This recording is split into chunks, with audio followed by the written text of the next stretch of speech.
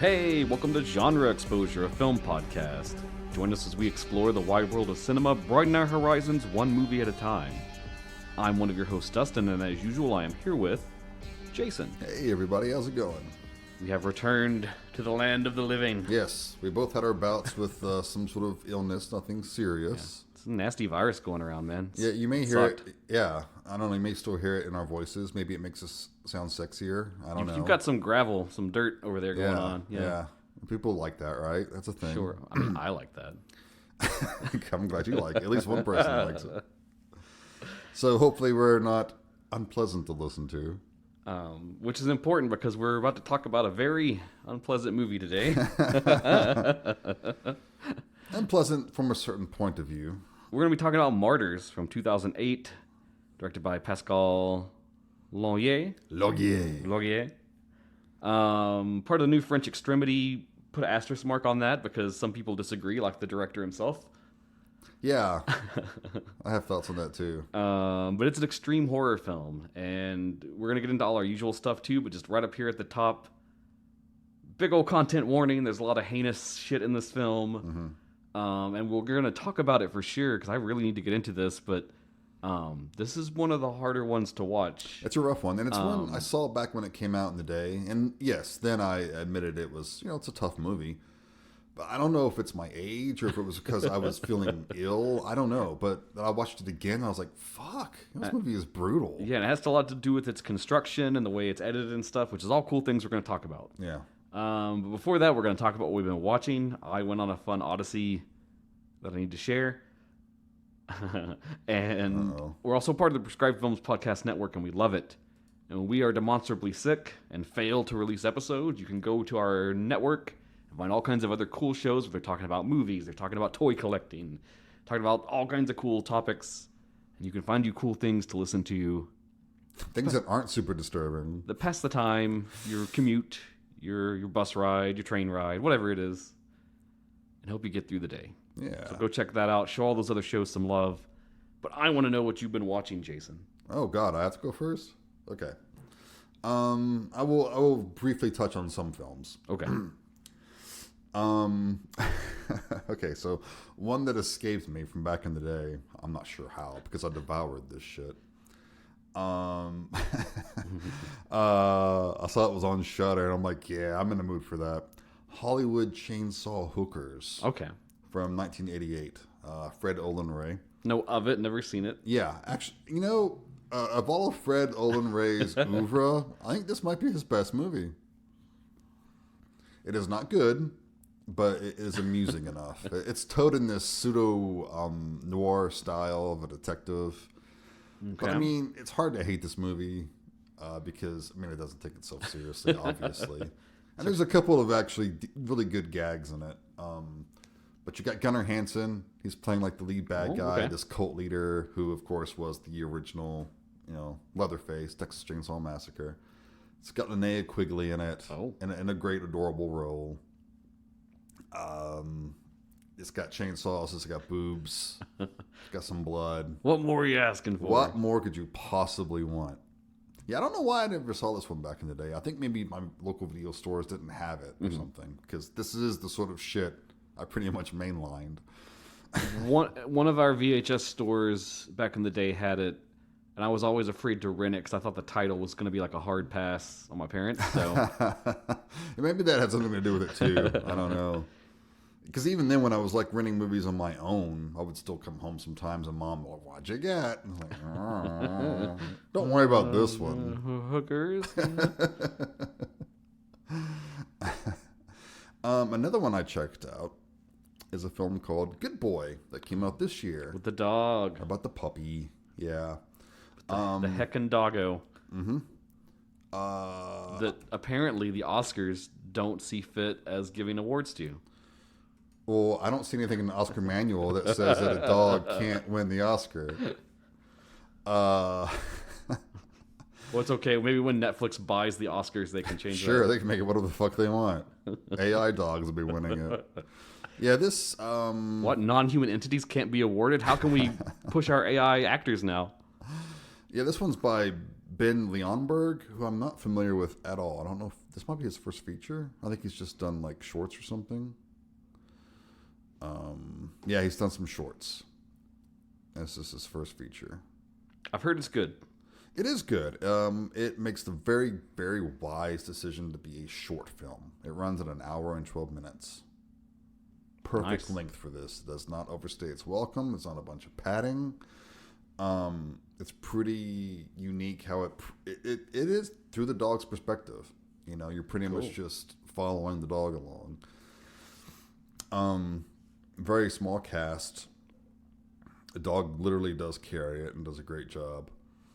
There's some spooky scenes. Nothing groundbreaking. Nothing you haven't seen before as a horror fan. You know, it's more the premise, I guess. Right, exactly. It's the way it's done and what it has to say at the end. Because it's basically a movie about death. It's a rumination on death, and you know, from the dog's perspective, because it doesn't understand what's going on. Right. You know. Cool. So if you like dogs, if you like pets, if you're an animal kind of person, this will get you. Pressing question I'm sure everyone has, and you can maybe answer this without a spoiler. Does the dog die? I will answer this. I will go ahead and spoil it because I think it's important to know if it does or doesn't happen. The dog does not die. Okay. Yeah. So, but no, I've gotten to the point where I know if there's like an animal in a movie, I'm not going to watch it unless I know the animal survives. And there is that website, right? What is it? Does the dog die? Yeah, I think, right, exactly. But it's still sad, you know, in its own way. But I recommend it. It's a good flick. It's very short. It's on Shudder, I think. It is on Shudder. Yeah, it's got some good atmosphere. Great dog performance. Yeah, check it out. Cool. I won't linger too much on some of the other ones I've watched, but I will mention The Shrouds. Cronenberg's latest film that I had not seen until now. After watching Martyrs, I was like, let's see. I don't feel bad enough yet. Yeah, I still want to be depressed some more. I'm going to watch The Shrouds. Another movie about death and grief and how we deal with it, what we do to deal with it. And psychotic global conspiracies. Of course, you gotta have that in every Cronenberg film, pretty much. But no, The Shrouds is very well done. Of course, it's Cronenberg. I mean, you know, it's gonna be shot well. You know, the music's great. It's Howard Shore. Vincent Cassel's. I mean, the way his hair, it basically is Cronenberg. I think this is as close as we're ever going to get to like a biopic. You know, from Cronenberg. And a lot of people were saying that with Crimes of the Future, but. Yeah, I could, as far as the artist being judged for what he produces, yeah, I could see that completely. But I mean, the way that Vincent Cassel is costumed and everything, it's obviously a representation of Cronenberg. But yeah, the basic premise of this, if you don't know, is that this extremely wealthy man, his wife had died from cancer, but he has this technology he's done called the Shrouds. And the Shrouds is an actual kind of shroud, like a burial shroud. You wrap the body in and put it under the ground. But you can, it gives you like this 3D rendering and all these different ways to watch. It's kind of like a VR chat rig, but for a dead person. Yeah, and you can watch your loved one. You can check in on them as they decompose and stuff in the grave. You know. So would this bring comfort to you or not? I don't know. This seems to help the character from, the movie. Until a shady cabal. Yeah, until things happen. But yeah, it's not like an action film. There's not, it's not fast paced. It's all about a character study. It's all very slow and deliberate and cold, like the best Cronenberg films. And I remember seeing in interviews what he wrote it in response to his wife dying. I think so. Exactly. It's heavy stuff. It is heavy stuff. So knowing that, especially, it's just, yeah. But I recommend it highly. Yeah, I saw like a Criterion and their like new like Criterion Select line where they're doing like I guess newer films and they're releasing the Shrouds, so I'm gonna pick that up and just. I'm sure it will look great. Sight unseen, I just will own it. Yeah, in some ways I liked it better than Crimes of the Future. I like the subject matter of Crimes of the Future a lot. It felt more Cronenbergian, but I don't think I was as satisfied by the story in that one. Whereas in this one, it's a little bit more satisfying. I think it's less open-ended the way it. Okay. Which is Crimes of the Future. Like when it ended, I was like, okay, where's the TV show? Yeah, that right. I want more. Continues this. Yeah, give me more, please. Which maybe that's a good thing, I guess. But then you just don't feel like you have that closure. Which I had seen actually. The Shrouds was supposed to be a TV show.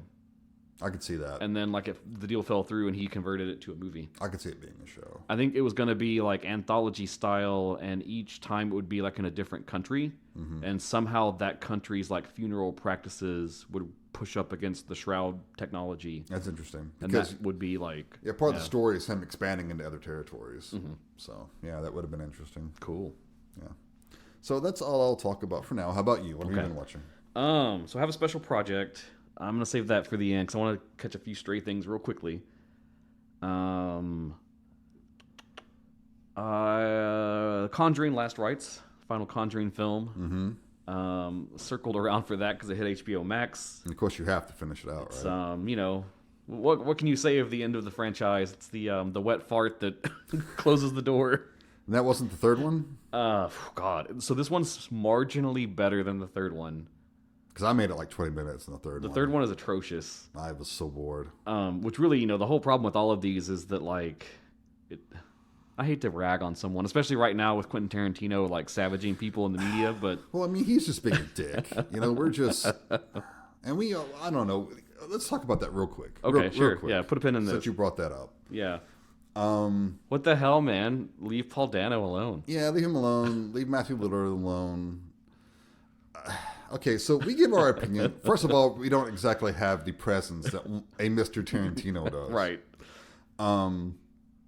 But, we choose to talk about a movie when we talk about it. And, okay, maybe we do get kind of bitchy about them and, like, rag on them. And that's our shtick. Bitch and complain and moan. We're fanboys in a basement. Right. And we play that up. Right. But... Also, I always think we try to put it in context and say, hey, we think the filmmaker did a good job doing this, but really failed at this, and that sort of thing. And it's never personal. It's not like we're, No. And if you have the kind of clout that Tarantino has, who's probably met these people and stuff, and just like, why would you even go off on a tangent like that? It's awful. What's your opinion on this?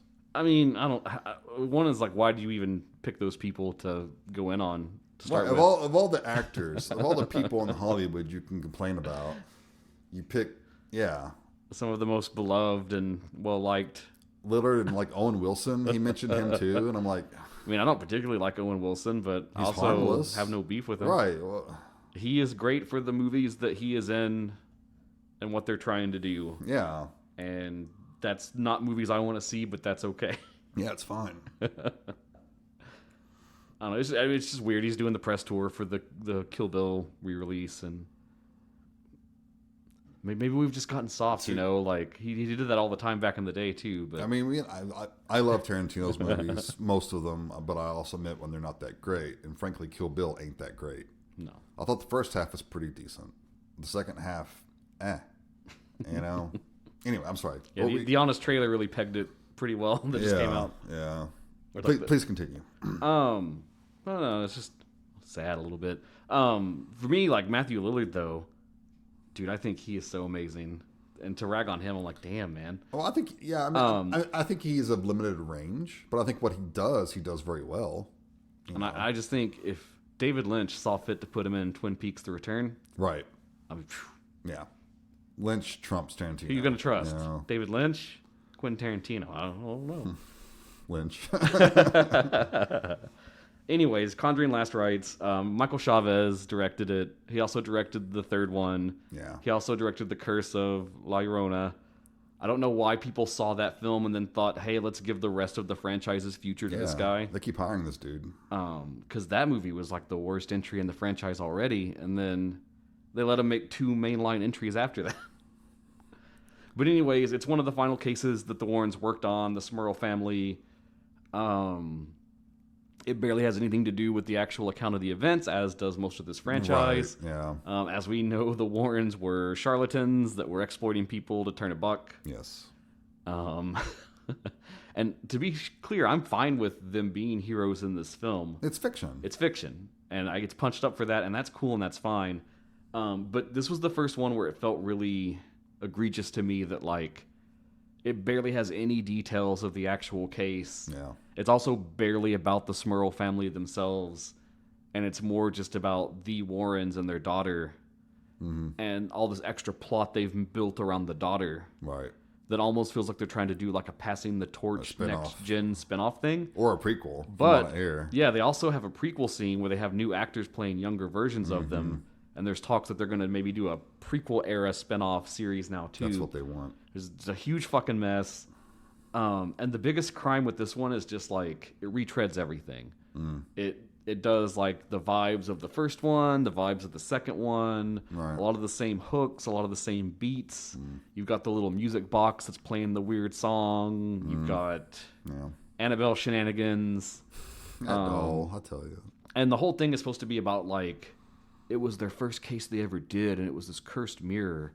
And it tried to get their kid when Mrs. Warren was pregnant, and tried to take her, but it failed, and it's waited all this time for a chance at revenge, and then the Smurl family just happens to get the mirror, and it begins to act again to try to draw the Warrens to it to claim the daughter finally. And, okay, real quick, if you want a good haunted mirror movie, go watch Oculus. Yes. Okay, sorry. It's just dumb. It's really dumb. The plot's dumb. It's all the stuff you've seen before. It looked dumb. And like the climax of the film, I'm gonna spoil this because I was just like, this is really what we're doing. It's been out for a while. The climax of the film is the mirror lifts up in the air and starts spinning really fast, and is like moving against them and like trying to push them into the corner and crush them. You serious? While they're like, she's praying, and Ed is like doing like the exorcism books shit, holding up his hand like a Jedi. Yeah, and he's holding out his hand, and the mirror's just fucking spinning in the air. CG fucking giant mirror just fucking spinning super fast. Like, you wouldn't believe it until you see it, but it's in the movie. Fucking shotgun would take care of that. Yeah, it's just a sad whimper to when you think about it. Like the first two films, man, so good. I do like the first two. They're I actually amazing. enjoyed the second one more than the first one. But then I started watching that third one, and I was like, "What the fuck is this?" And then it also kind of just gets like continuity shattering because the whole time I'm watching it, I'm like, didn't the third one say something that there was like an evil cultist or something that was trying to like summon the demons, and they were the bad guys or something? I guess we're just gonna ignore that now. Let's ignore that. Sure. Yeah. I don't know. Not good. No bueno. Okay. Maybe don't make any more sequels. All right. The other film I want to highlight before my little sojourn into insanity, because I've been wanting to mention this on the podcast anyways. Yeah. We are in the era where there is now a revival of Up All Night with Rhonda Shear. Yes. She's back as the host. It's the same format, the same like kitschy, very cheesy like segments between the film. It's operating through the Kings of Horror YouTube channel.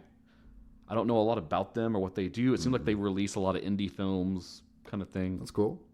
But it started in October. I was remiss to mention it. In October, they did Hell House LLC, which is super fun. And then the one for November, they did The Last Thanksgiving from 2020. Oh, I did watch that, by the way. Oh, you did? Yeah. Cool. Well, you can talk about it here in a minute. All right. I really liked it. It kind of has this throwback vibe to it. The plot is like really, really dumb, but the way they play it is just like, it's so funny and entertaining. Because it's like this family that are descended from the original pilgrims that settled America, and they're mad that everyone's forgetting Thanksgiving and not celebrating it like they should. So they decide every year on Thanksgiving they're going to go out and find people that aren't celebrating Thanksgiving and then abduct them and eat them. Yes. And revenge. And so it focuses on the workers at a local restaurant in this town, and their owner greedily decides to have them work Thanksgiving Day because he thinks they'll get a lot of business. But then that draws the attention of the cannibal family. It's super dumb, super cheesy, but I thought it was just surprisingly really, really fun. And I quite enjoyed it. Cool. Now, what did you think of it? Didn't like it. The parts I liked. Yeah. I thought so. It's the execution that just doesn't work for me. It's I love the subject. I love the idea. It's very much like a Herschel Gordon Lewis kind of movie. So I dig that. I just wish it was a bit more refined. Some of the sloppy stuff was what was so funny to me. Like the first cannibal dude, when he shows up, He's just like, oh, hey, I'm looking for a job here at the restaurant. Can I get a job here? Yeah, it was very odd. And he's like, oh, yeah, whatever. Follow them and do whatever they say. Yeah. Like, oh, okay. I mean, that's weird. That doesn't happen. That's not something that would happen. This is so fucking funny. But the cast was very game. I'm sure, it looked like they were everyone great. was having a good I especially time. loved the very adorable chick that was like gothy looking and just could not be fucked to care about anything that was going on the whole time. Yeah. Fun. Not essential, but fun. No. It was amusing enough. You can do worse for a Thanksgiving film. It was certainly harmless. And then I capped off my actual Thanksgiving day with Blood Rage.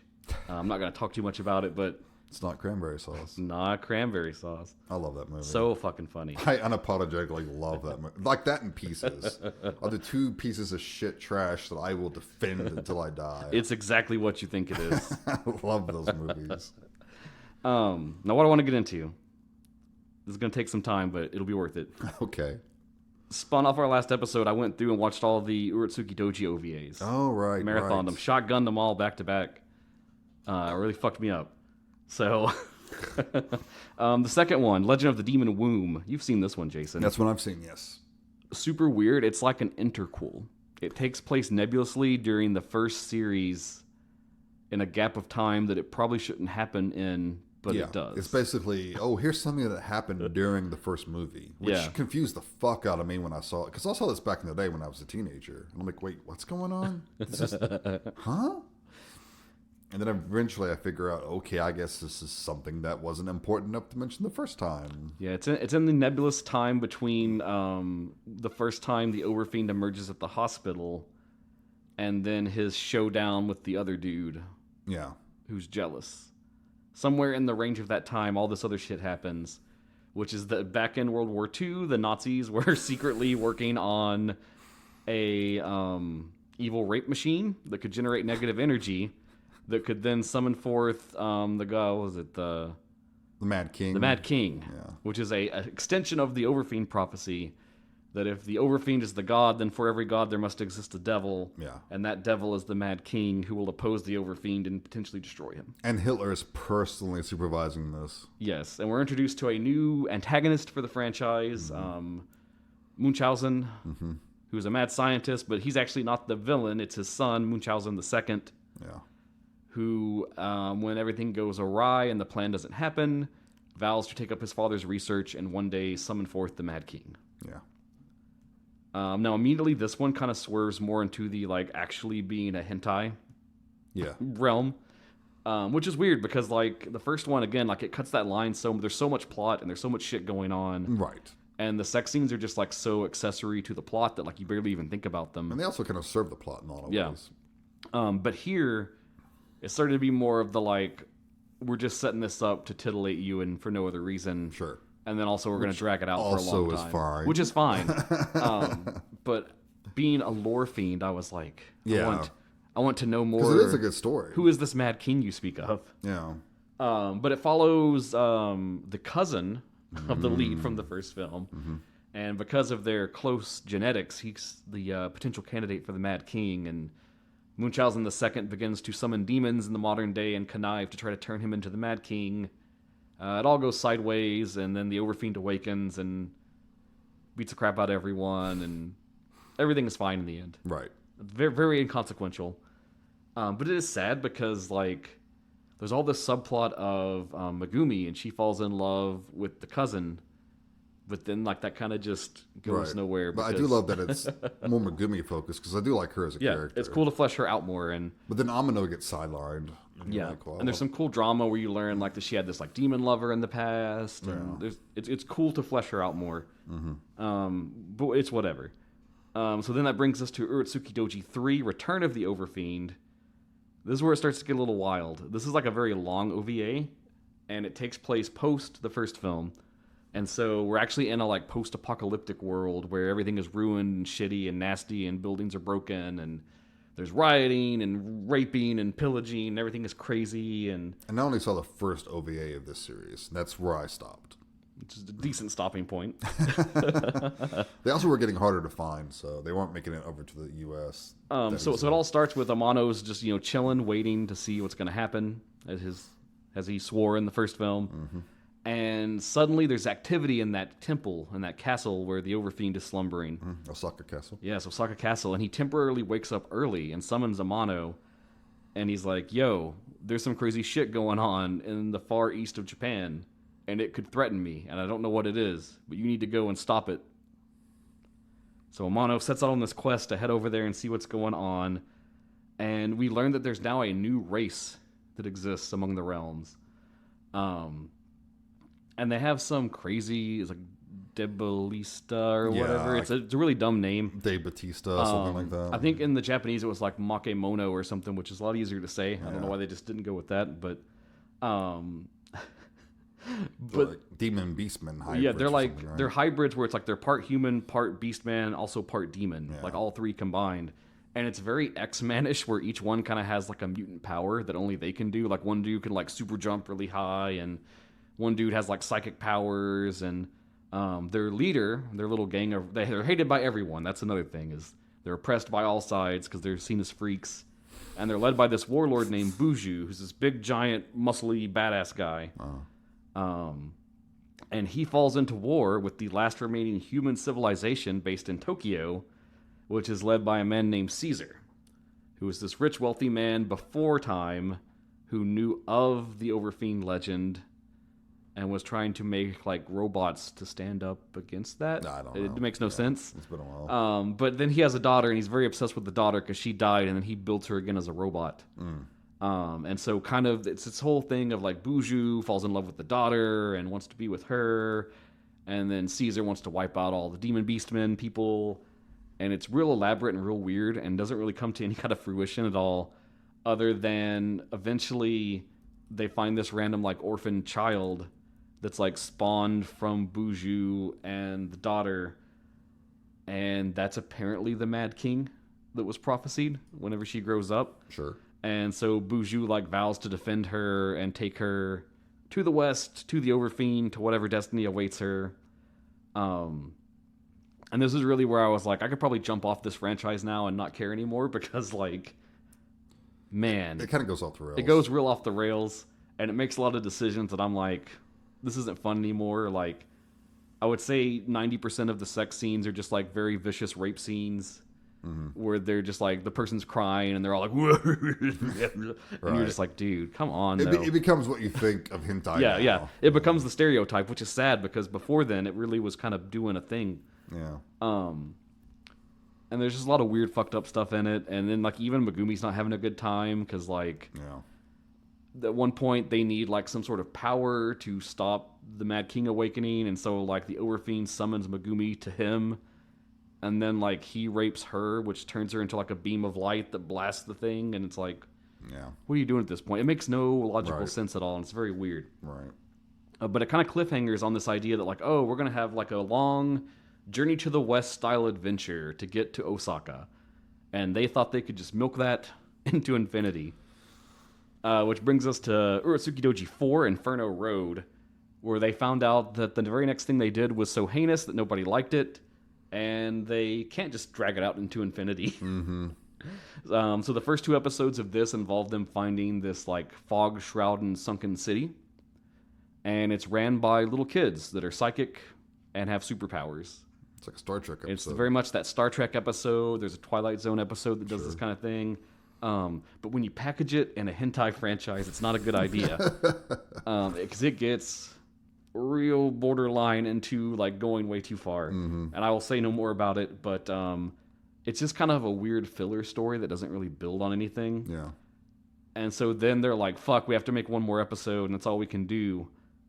Let's jump to them getting to Osaka. So they just kind of boom, skip everything else. And then that episode is like really not satisfying either, because it's like they get there, the Overfiend starts to awaken, the Mad King starts to awaken, and we're like, all right, fucking this showdown that we've been teasing for like years is going to happen.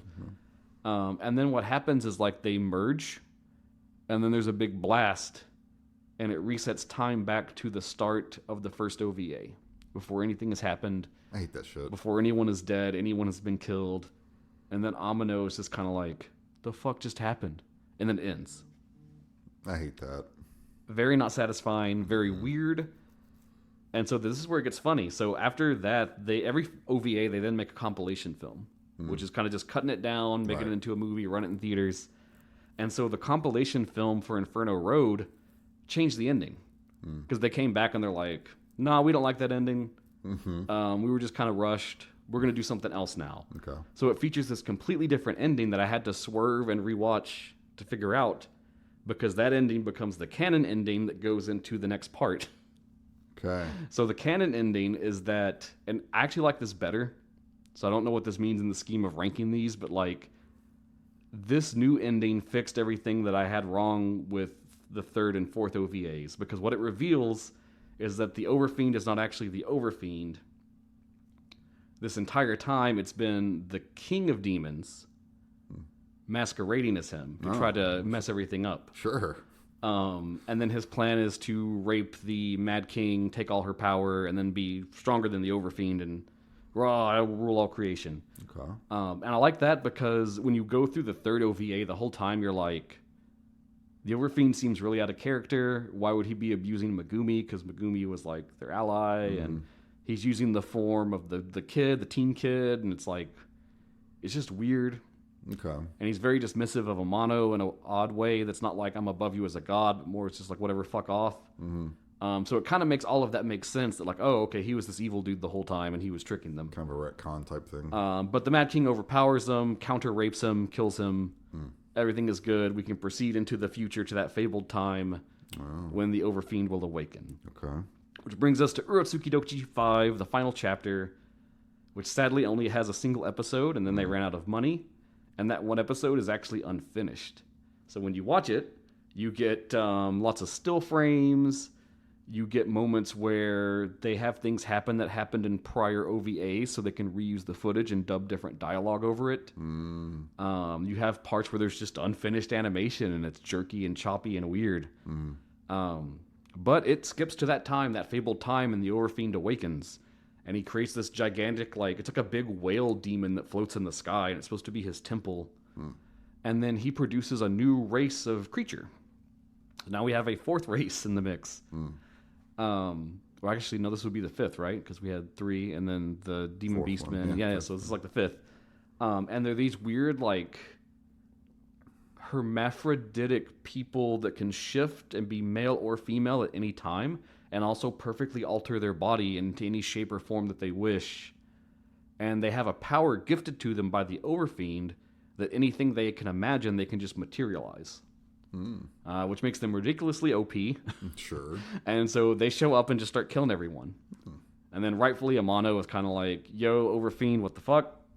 What's going on? And then he's like, hey, this is what I always told you. We have to destroy everything before I can remake it.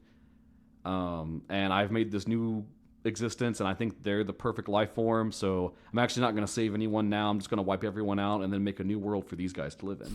Wonderful. So then he's kind of like, yo, I'm not cool with that. Fuck you. We're going to fight. He gets his ass kicked, rightfully so. Well, sure. We get some weird sex scenes where, the new race people assault Megumi. And again, it kind of slinks into that, Megumi was such a cool character, and they just sideline her so much, which is really sad. And then they try to bring in all this stuff about there's a secret underground society that was the Japanese government that had gone underground to survive everything, and they rescue Amano and Megumi because they think they're the only ones left that could maybe somehow stand a chance. And while Amano's in a coma, he's contacted by the Mad King, and she reaches out to him and is like, now is the time that you've been waiting for. We have to stop the Overfiend. I'm going to give you all my power and make you super strong. So then Amano is revived and super powerful, and he sets off to go have his final ultimate showdown with the Overfiend and put an end to all the madness. The end. There's no conclusion. There's no showdown. There's no final fight. Wow. We end with a sad 50 minutes of incomplete animation and a non-ending. Now, wasn't there a remake sometime There is. later? There's one more thing. That's not on this collection, though. It's not in this collection because I guess the rights are owned by a different company. Yeah. But what they say about it, in Japan it's called the Urotsuki. So I think it would just be called the Wanderer, basically. Yeah. In English they call it Urotsukidoji New Saga. And it was 3 episodes. It was supposed to be a remake of the original OVA. Right. but drawn out further. And so in those 3 episodes, they only cover like the first 2 episodes of the original. So it's unfinished. And it's also radically different. I noticed, like, I was reading a synopsis about it, and there's like people that are running biker gangs and all this other stuff. And it's just a radical new interpretation. Yeah, I read it was very different. But unfortunately, it did not finish. So. Yeah, I didn't get finished either. Interesting. Okay. Yeah, well. So that's I did the big rundown of the whole franchise. All right. And I can report that it's probably not worth it.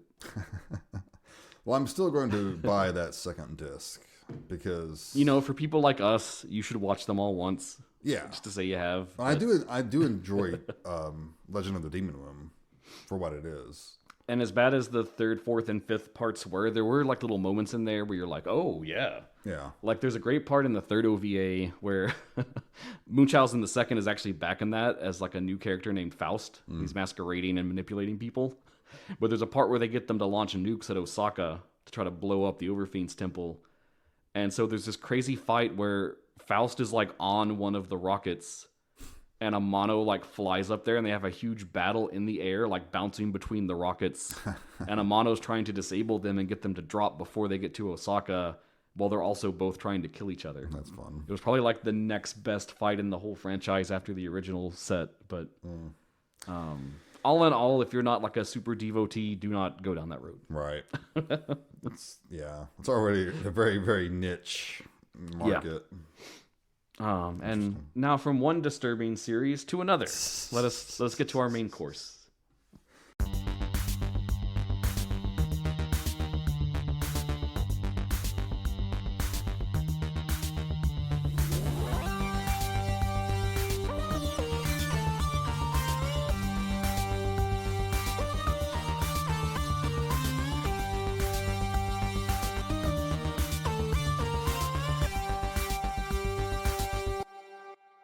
All right, so today we're talking about Martyrs from 2008, directed by Pascal Laugier. Laugier.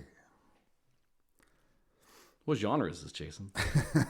It is comedy, feel-good movie. Yeah, man, this is... a lot of people would call this torture porn, probably. That was the big term back in the day when this came out. Sure. A la Hostel, which I know that was inspired. That movie Hostel inspired the director to create this. It did, yeah. But it is horror. It's straight up horror. I would also say philosophical horror. Kind of. Sure. Let's see what. So Wikipedia calls it French psychological horror. French psychological horror. Yeah, I see body horror applied to it. Splatter. Tragedy. I mean, all those apply, sure. But yeah, this is good old-fashioned torture porn. But it's not all torture porn either, and we'll get into that. Sure. There's more going on than just the... This has a lot more to say than Hostel, for example. It does, yeah. Which is also a movie I actually quite enjoy. I like Hostel. I actually like Hostel quite a bit. Yeah. I'm even pretty okay with the second one. Yeah, me too. Third one, though... Third one's trash. Nope. Yeah. Stop there. Yeah. We'll just get it out of the Where do we way. start? There is an American remake from 2015. Most people see it as unnecessary. It didn't review well. I didn't watch it in the course of prepping for this. I never bothered. I did go read a synopsis just because I was curious, because I guessed how they changed it and I was right. Yeah. And we'll maybe talk about that at the end. Yeah, But, God, that whole trend of remaking every critically acclaimed or popular foreign film, and it's still going on, like with Speak No Evil. Which that one's gross, because it's like not even a year after Yeah. it came out and they're already working on it. It's like, dude. Americans aren't so stupid that we can't read some fucking subtitles. Right. And like Speak No Evil was mostly in English. Right. Ugh. Yeah. Jesus. That's so annoying. And then they neuter everything that makes the original film so interesting to begin with. Mm-hmm. And this goes all the way back to of The Vanishing. Did you ever see the original Nope. movie of that? They did a remake, and it neuters the ending completely. Of course. This devastating ending, and it just... Nope. If we're good at nothing else, it's ruining Yeah. other people's things. Yeah, exactly. Oof. Okay, should we preamble? Should we talk about the new wave of French Extremity? So let's talk about that for a minute. Okay. You've heard this term likely if you're into horror films. The French New Wave, French New Extremity. And it was all kind of this like mid-2000 era time when it popped off, which I think is one of the big reasons that Martyrs gets lumped into it. Yes. But these are films like High Tension, Irreversible,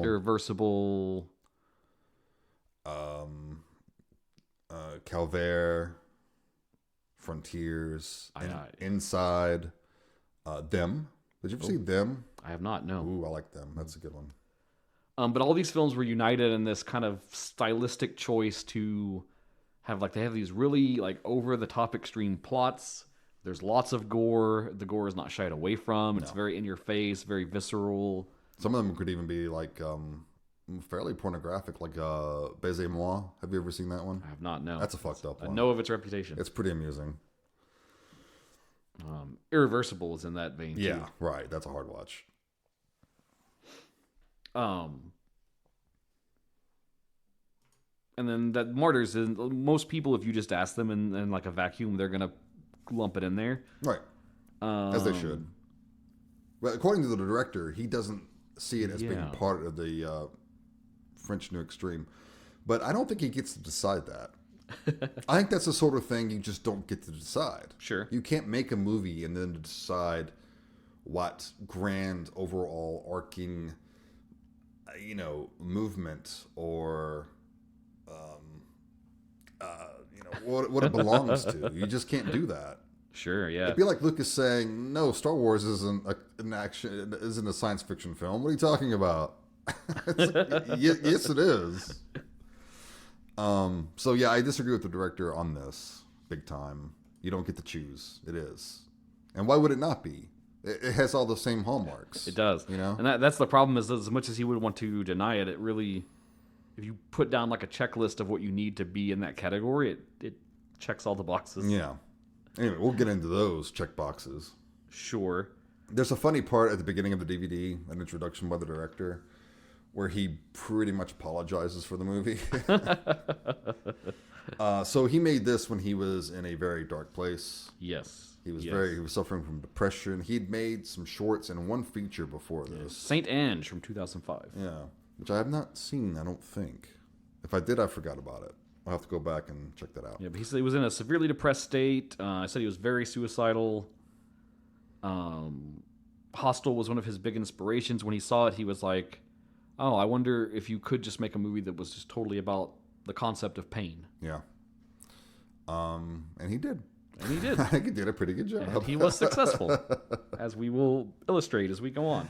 Anyway, he seems to be in a much better place these days. Yeah. So I think making this movie may have helped him exercise some demons. Which is another reason why I always like to champion extreme movies like this and stuff. Because people are sometimes like, why do you want to watch that?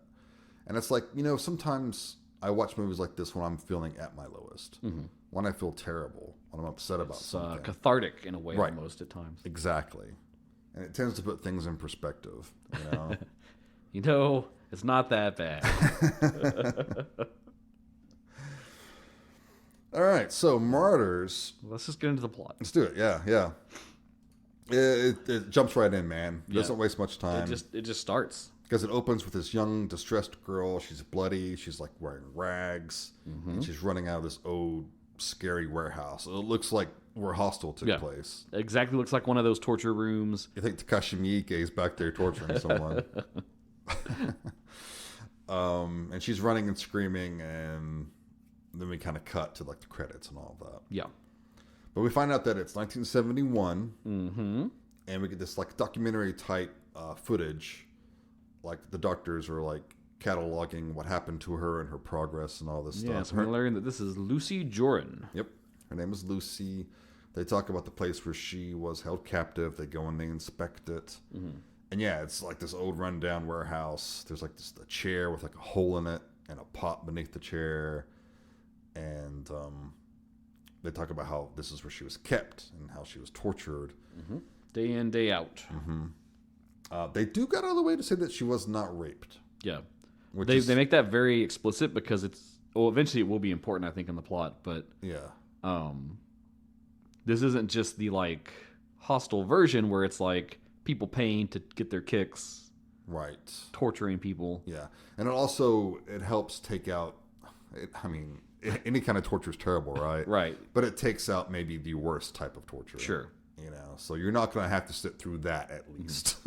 Right. And then as part of this documentary, they're kind of like chronicling Lucy's progress at the orphanage as well, and how she's developing.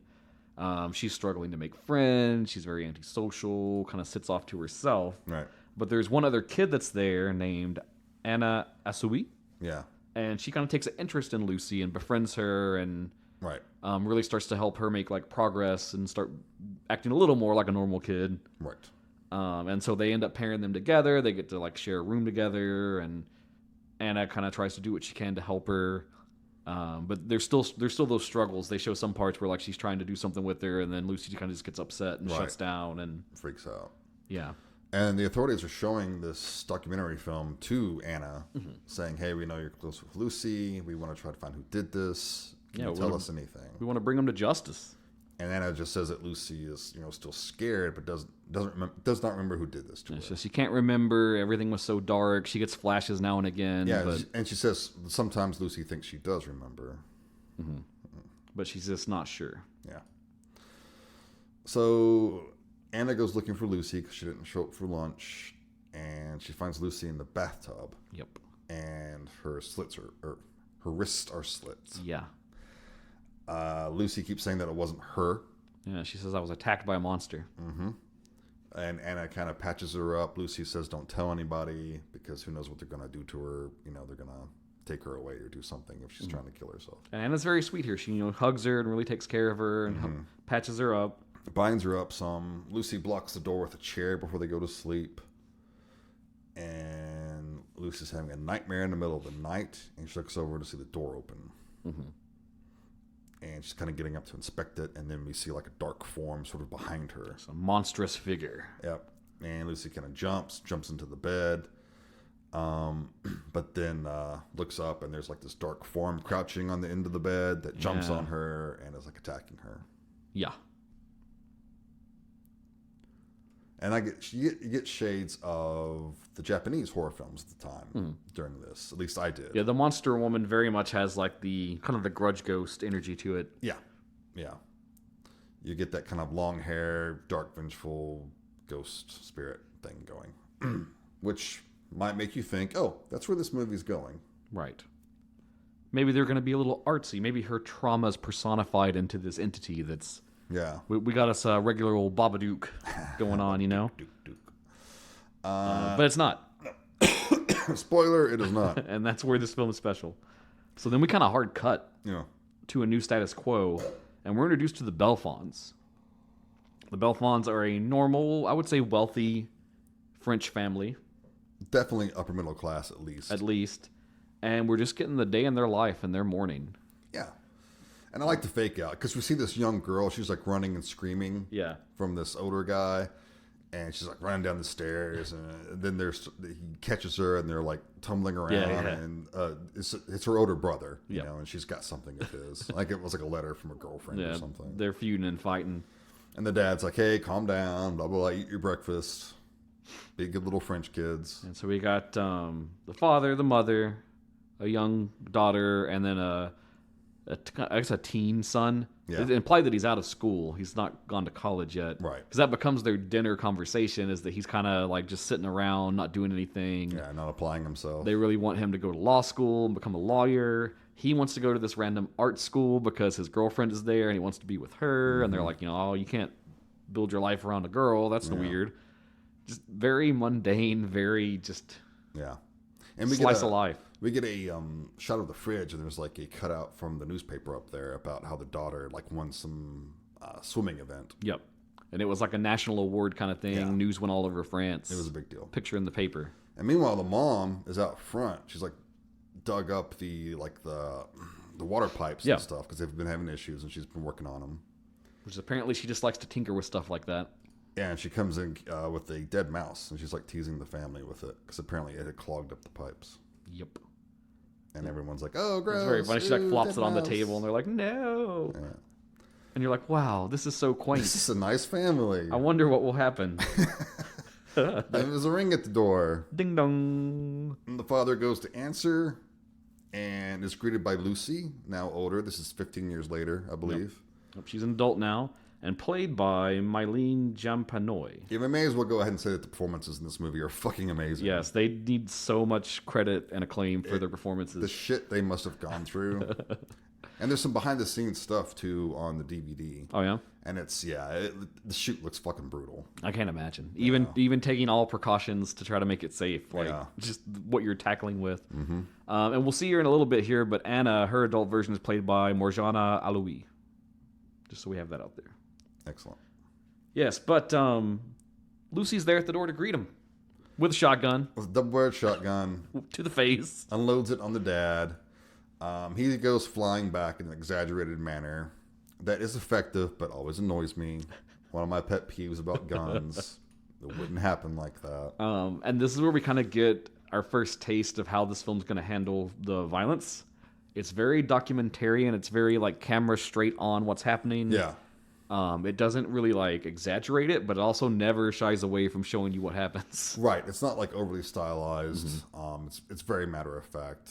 It's very the gore effects are great too. Mm-hmm. That's something else I want to talk about. So the family hears the gunshot. The father's dead. Anna runs in. The mother had run out into the hallway and she's running away. Anna blasts her. She goes down. Lucy blasts her. Lucy blasts her. And then she's reloading. The daughter runs upstairs. Screaming. Yeah. And then Lucy kind of turns into the kitchen and sees the son who's quietly trying to sneak out of the house. And it's funny because he freezes. And you can see Lucy almost hesitates at this point. Like she's kind of pondering what to do with him. Yeah. And she even asks him, like, hey, how old are you? Right. And he says, I'm 18. Mm-hmm. And you can see she thinks for a moment. And then he notices the hesitation, tries to run. And then she just fucking blasts him too. Well, she also asks him, she says, do you have any idea, do you know what your parents did? Yeah. She's trying to see if he's complicit and everything. And this is an interesting scene knowing what happens. Because he has a very non-committal, almost shrug. Mm-hmm. And that's when she shoots him. Yeah. And just blast a hole right through him. And then he goes upstairs. She goes upstairs to find the girl who's hiding under the bed. And it's harrowing because she gets up on the bed. Yeah, and tries to shoot she's down through the top. Through the bed, yeah. And the girl runs out, but gets shot for her trouble. Yeah. And that all happens in like the span of a minute. Yeah. It's very fast, very back to back. Very fast, very brutal. And it's just bam, bam, bam, bam, bam. If home invasion films are like a trigger for you, this is like a very rough one because this could happen. It probably has happened. Yeah. This requires multiple trigger warnings. Yeah. So then Lucy calls Anna mm-hmm. and tells her that she has found and killed the people that tortured her. And Anna's like in a parking lot somewhere where there's a payphone. Yeah, she's like waiting for the payphone. And we kind of get this vibe that like they saw the news photo that triggered Lucy's memories, and they've kind of been doing this slow like build up stalking thing. Yeah. But then Lucy has gone off the rails. She accelerated the plans. Yeah. Because then Anna's like, are you still watching them? What are they doing? Let me come see you. And then she's like, no, I already handled it. Yeah, they're fucking dead. And then she's like, what? Where are you? Tell me. Yeah, Lucy gets the address and starts heading her way. Or Anna gets the address and starts heading toward Lucy. Meanwhile, Lucy's in the house and she starts hearing noises. Mm-hmm. There's someone else there. Yeah. So she reloads her gun and she goes hunting, but she finds the monster woman. Yep. And we get a little more of a look at her now. Very pale skin. There's scars. Like every inch of her body is just scar tissue and all cut up and crazy looking. Emaciated, scary looking. Very scary. Because especially the way they have her shot, she's like contorting on the floor, like in the bathroom, and like peering behind the tub and stuff like that. And again, you might be thinking, oh, like Japanese ghost kind of thing, maybe? I don't know. And Lucy's even like, she puts her hand in the blood and she's like holding it out to the creature, the woman. Yeah, and she tries to reason with it. Yeah, she's like, look, I did it. They're dead. I killed them. Yeah. But the figure jumps on her and begins cutting at her with a razor, slashing at her. Which we see that Lucy has like a straight razor that she keeps for her own protection. Mm-hmm. And it's like she has it at first to defend herself because she's out of bullets. But then it like wrenches it out of her hand and starts to cut her up with it and stuff. Yeah. Um, And Lucy makes it to her room, kind of barricades it. and just crumbles. Yeah, it just crumbles.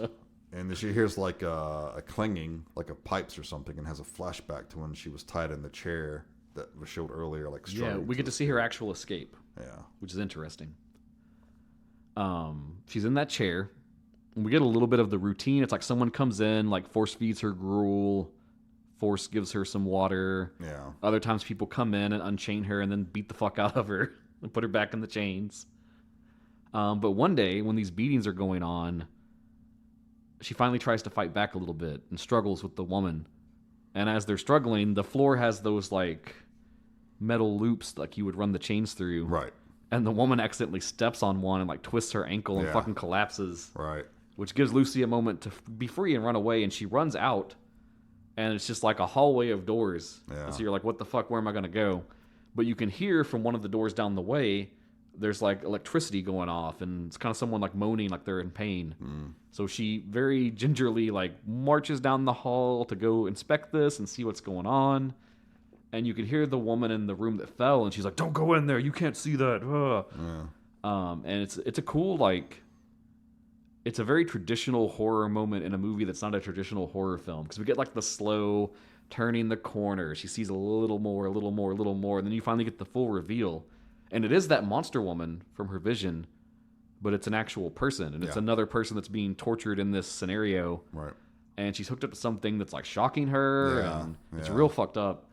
And immediately the woman's like, please help me. Free me. Help me. Do something. Mm-hmm. And then you're in this moment with Lucy, and it's like, you're a little kid. You don't know where you are. You don't know what you're doing. You just want to get away. You hear the other woman starting to get up to her feet, and she's like, I'm going to kill you when I get you. And so she just turns and fucking runs for an exit. Yeah. And finds the door outside and beats it. Mm-hmm. And that was the opening scene of the movie. Mm-hmm. And so you kind of realize... I pegged this the moment I saw it, but well, sure. I think it's pretty obvious. This monster woman isn't real. It's a construct of her mind, and it's her guilt of failing to save that woman and leaving her there to whatever fate. Yeah. And she thought by finding the family and killing them, that would kind of like exorcise her of this stop being haunted. demon in a way. But it hasn't. No, it has not. Yeah. So then Lucy goes to open the door again, but then is attacked by the woman, the scarred woman. And she's running outside and runs into Anna. Yep. And Lucy's telling Anna that she, in quotation marks, is still in the inside. house. Yeah. And Anna's like, yeah, I know. And then she fixes up Lucy, and she's looking around into the house, and she finds the bodies and is obviously horrified by what Lucy has done. And it's interesting because like she gets very upset. She has to go into the bathroom and is kind of like retching and trying not to throw up. And then Lucy comes wanting comfort and is like... Hey, what's wrong? What's wrong? You okay? She's like, you're cool, right? You're over here killing kids. Okay. Because you can tell it's like Anna wanted to help bring them to justice, but not just not summarily like execute them. Yeah. Like helpless people on the boat or something like that. I mean, that's just wrong. Anyone could tell that. So Anna is stitching up Lucy and is explaining that since Lucy called from the house, that the police will know it's them. Mm-hmm. And she basically says, we need to clean everything up here and get gone. We can take like a day, wrap everything up here, and then, that's that. And she even asked Lucy, like, did you find any proof? Uh-huh. Did they have like a secret chamber? Or did you find their files about the... Right.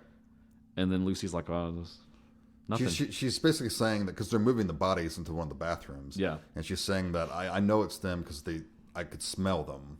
Like when this woman fed me or beat me, I could smell them, and it's the same smell. Yeah. And she's like, I've only ever smelt that in my life there. Mm-hmm. So it has to be them. And there's an interesting scene here because they're kind of embracing, comforting each other, and Anna's trying to kiss Lucy. Yeah. And Lucy just sort of like pushes her off. And she's like, what are you doing? So there's obviously a romantic interest, at least on Anna's part. Right, but it's a little one-sided. Yeah.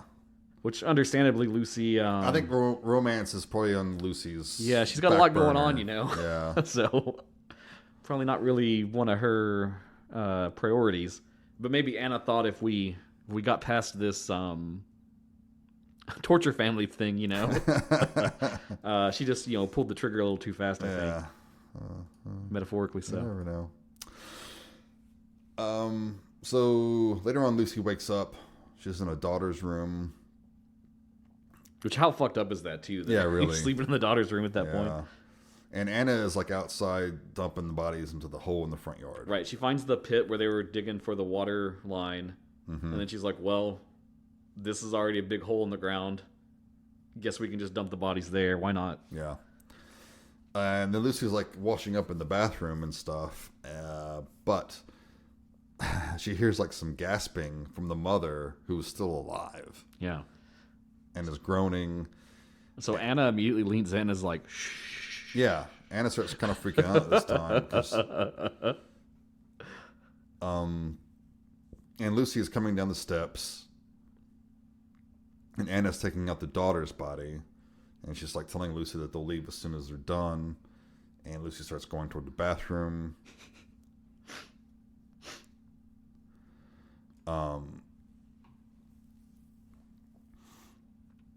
And yeah, Anna's basically just trying to keep her away from there and trying to hide the fact that the mother's alive. And she tells the mother, she's like, be quiet and I'll get you out of here. I'll get you as far as the forest.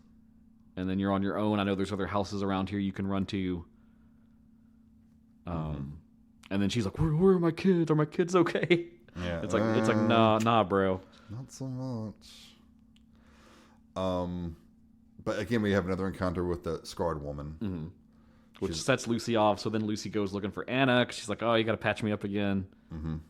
And she happens to come down right as Anna's trying to drag the woman outside. Yep. Yeah, and it's very, very abrupt because the mother, whose name's Gabrielle, she's asking, why did they do this? And then Lucy pops up and like backhands Anna away. Yeah. And then just starts smashing in Gabrielle's head with a hammer. Yep. And this is another really brutal death. They really draw it out. To her, the head starts to get to a certain shape that's not supposed to have. Yeah. And you're just like, God damn, man. Yeah, it's pretty extreme. And Lucy is like accusing Anna, why are you helping her?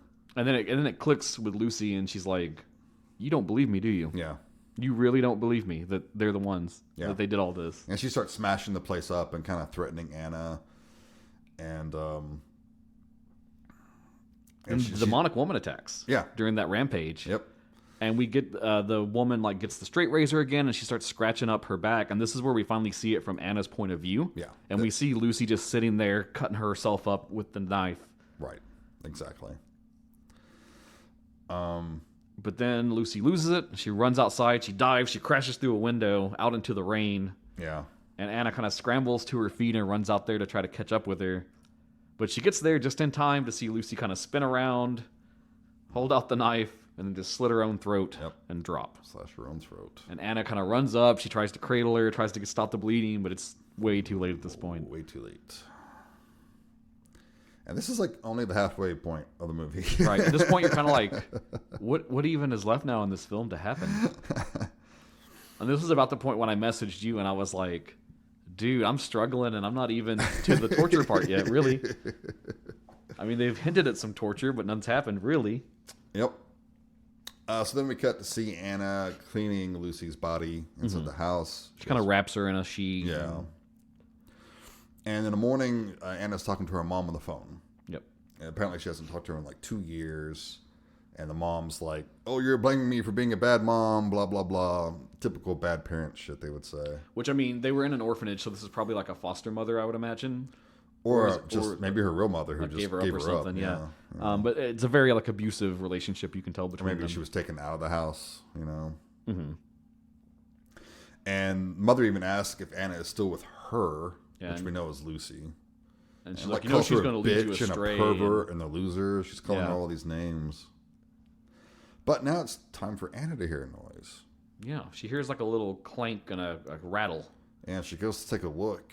And she starts kind of filling with this cabinetry. And holy fucking shit, there's a secret entrance. Yeah, there's a false wall behind it. And there's just a big cavernous opening that runs between the walls. Oh boy, this ain't good. And immediately she's kind of like,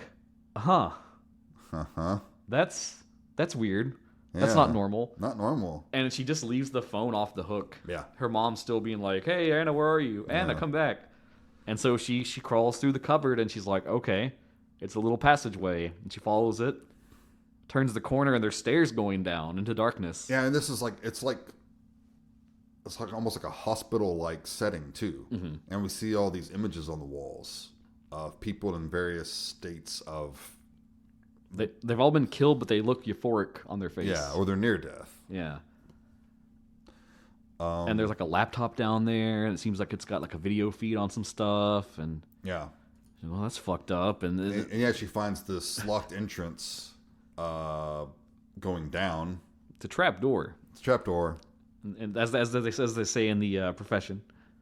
And it's padlocked. She has to find the key. It's like almost like a little like puzzle adventure game for a moment. Yeah, and this is like a high-tech facility too. Yeah. This isn't like just fucking Jamie Gumm's hole in his cellar. Right. Because she opens the trap door and it's a drop down into another like sub basement. Yeah.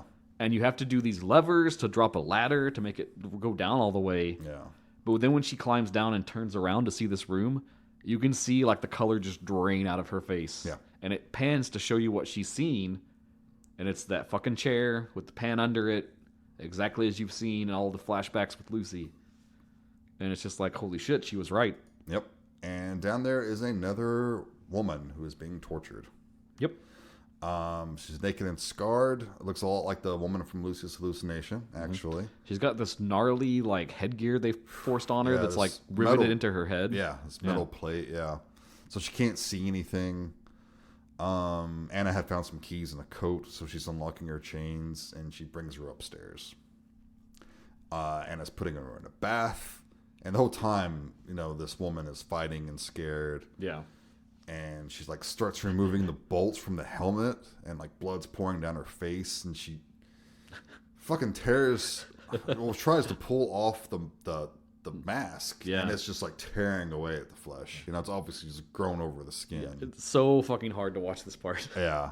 I was like, no. And the woman's screaming in agony, and it's just... And the whole time you're thinking, get the fuck out of there. At that point, I was like, why are you still here, dude? Yeah. Oh my fucking God. But it's also, that's Anna's character, because she wants to help. She wants to help, That she was that way with Lucy, and now she wants to try to help this person. And there's definitely a guilt aspect there too, I think, where like she knows that she doubted her, and now she's found out that's the truth, and here's this other victim. Yeah, and I've got to save her. I couldn't save Lucy. I have to save her.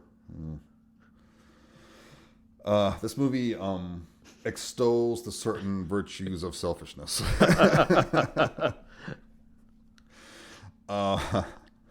But so she gets the woman cleaned up as best she can, and she's kind of like, hey, tomorrow we're gonna head out of here. I'm gonna try to take you somewhere, get you some help. Yeah, and apparently some time has passed, because Anna has fallen asleep, and she's waking up, and she finds the woman she found slashing at her own wrist with a butcher knife, which is also fucking gnarly. Because when you find her, like, she's already down to the bone, and she's just like fucking scraping it. Right. Anna's trying to stop her, but the woman's like slapping her and starts running away from her. And then suddenly you hear a gunshot, and then the woman's head basically explodes. Yeah. And she clumps to the ground. And then you're like, holy fucking shit, now what?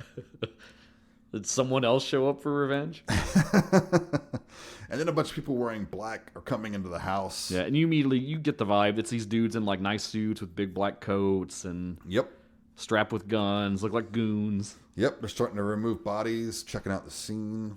This woman walks in, looks very fancy and proper, and she's talking about how we couldn't get a hold of the Belfonds when we tried to call and do our check-in, so we knew something happened. She asked Anna at shotgun point, like, what's happened here, what's going on, and Anna's just like, who the fuck are you? And then they're like, this isn't gonna do. Let's chain her up downstairs in the secret place. And they just grab her, manhandle her, and chain her up downstairs. But not in the trapdoor room, though. They put her in the hall with the photos. Yes. Which is weird. And then they kind of just leave her there while they go about their business. And it's funny because they pick up what she was doing. Like, they take the bodies, they throw them in that pit. Start burying them. Covering them. Yep. Clean everything up. And then they walk in like a fucking table and 2 chairs. Mm-hmm. And they're like, hey, the boss wants to talk to you. You're going to sit here. You're going to be respectful. You're going to talk. Yep. You try anything at all, we'll kill you. Yep. So they put her up in this chair, and I guess you would say this is their quote-unquote leader. Known only as Mademoiselle. Mademoiselle. played by Catherine Begin. Older lady. Kind of fancily dressed. She's got this headgear thing going. You can tell she's got to be ultra rich. That's just the vibe. Yeah, right. Very pretentious. And she reveals that they are all part of a secret society. And they are devoted to discovering the secrets of the afterlife. And their theory is that the only way they can learn without dying themselves is through the process of creating a martyr. Yep. And she has this little book. And that little book has all the photos that are on the walls and the story attached to each incident. Yeah.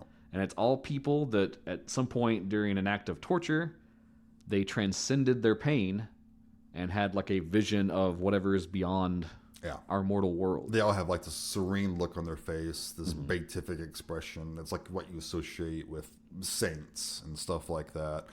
The martyrs of Christendom. And she makes some interesting points here, I think, in terms of just like trying to figure out what the fuck these people are about. She makes a point to make it very clear that some of the people in these photos are atheists. So they have no like religious connotations attached to anything. No preconceptions. And then she has kind of her own philosophy about the world and the way the world works, which is very fucking twisted. Which is there's only two types of people in the world. There are victims who cannot bear to feel pain, and then martyrs who are able to transcend pain and go beyond it. Yeah. And she talks about how they have tried everybody, different types of people, even young children. But apparently younger women are more prone to transfiguration. Yeah, because they keep refining the process and making it better and improving it and narrowing their focus. And she even kind of admits that like that was why they had Lucy, because for a time they thought little kids would be the best. Yeah. But they learned through doing that it was not the best choice. She even had an interesting line talking about how they remember Lucy and they were sloppier back then. Yeah. And I love the contrast between the old hostile, just worn down warehouse and this high-tech facility. Which you can tell because like the whole reason she got out was that loop of iron in the floor that she tripped over. And then this new chamber is like fucking hermetically sealed. Yeah, you're not getting out of here. There's no room for error at this point. No. So Anna is then rendered unconscious. And she awakens chained to that damn chair in the cell. She's going to be their new subject. Because she is, in fact, a young woman. She is indeed. Which is exactly what they want. So now we get a bunch of torture. Now it happens. For pretty much the next 20, 25 minutes, it's torture. And it's weird because it's like the slow psychological breakdown of her as a person. Yeah. And it's not like the hostile type torture where it's just... Not super visceral at first. Right. It's a lot of beating. It's starvation and then like force feeding, humiliation. I mean, she has to sit there and just, piss herself into the bucket and stuff like that. Again, there's no sexual violence. Like, thank goodness we're not watching that for... Not an ounce. And they assign like a couple, it's a man and a woman, to the house. And the beatings are fucking brutal. Goddamn, I mean, the way they filmed this, I mean, it's pretty fucking convincing. This dude is just pounding her, It's just harsh. And she's fighting back for the longest time. Yeah, the first few scenes, you see her try to fight back. Yeah. But the starvation and then the force feeding has made her so weak. There's that scene, he gives her a left hook. And she's out. And she's falling unconscious. And then he punches her again as she's falling. And it's like, fuck. It's rough. It's very rough. And at some point during this, she kind of starts to hallucinate Lucy a little bit. She kind of remembers. It's one of their conversations from the orphanage. And Lucy's asking her, why is Anna so brave? How come she never gets scared of anything? Lucy feels like she's afraid of everything and all the time. Yeah. And Anna says that, she's just always kind of been able to just shut it off and just go through anything and it doesn't bother her. Yeah.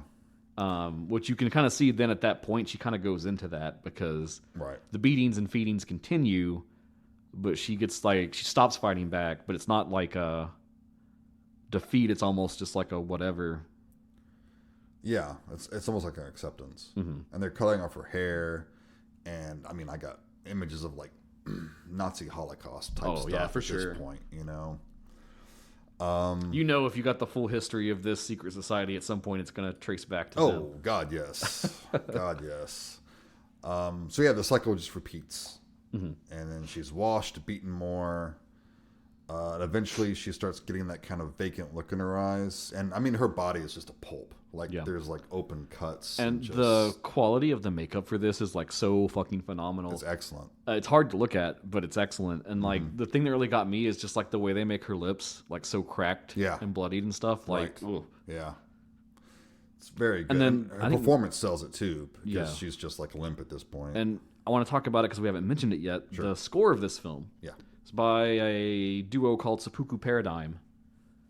Really great fucking score. Yeah, it is a good score. All the emotional moments, it has like this sad like string piece that plays.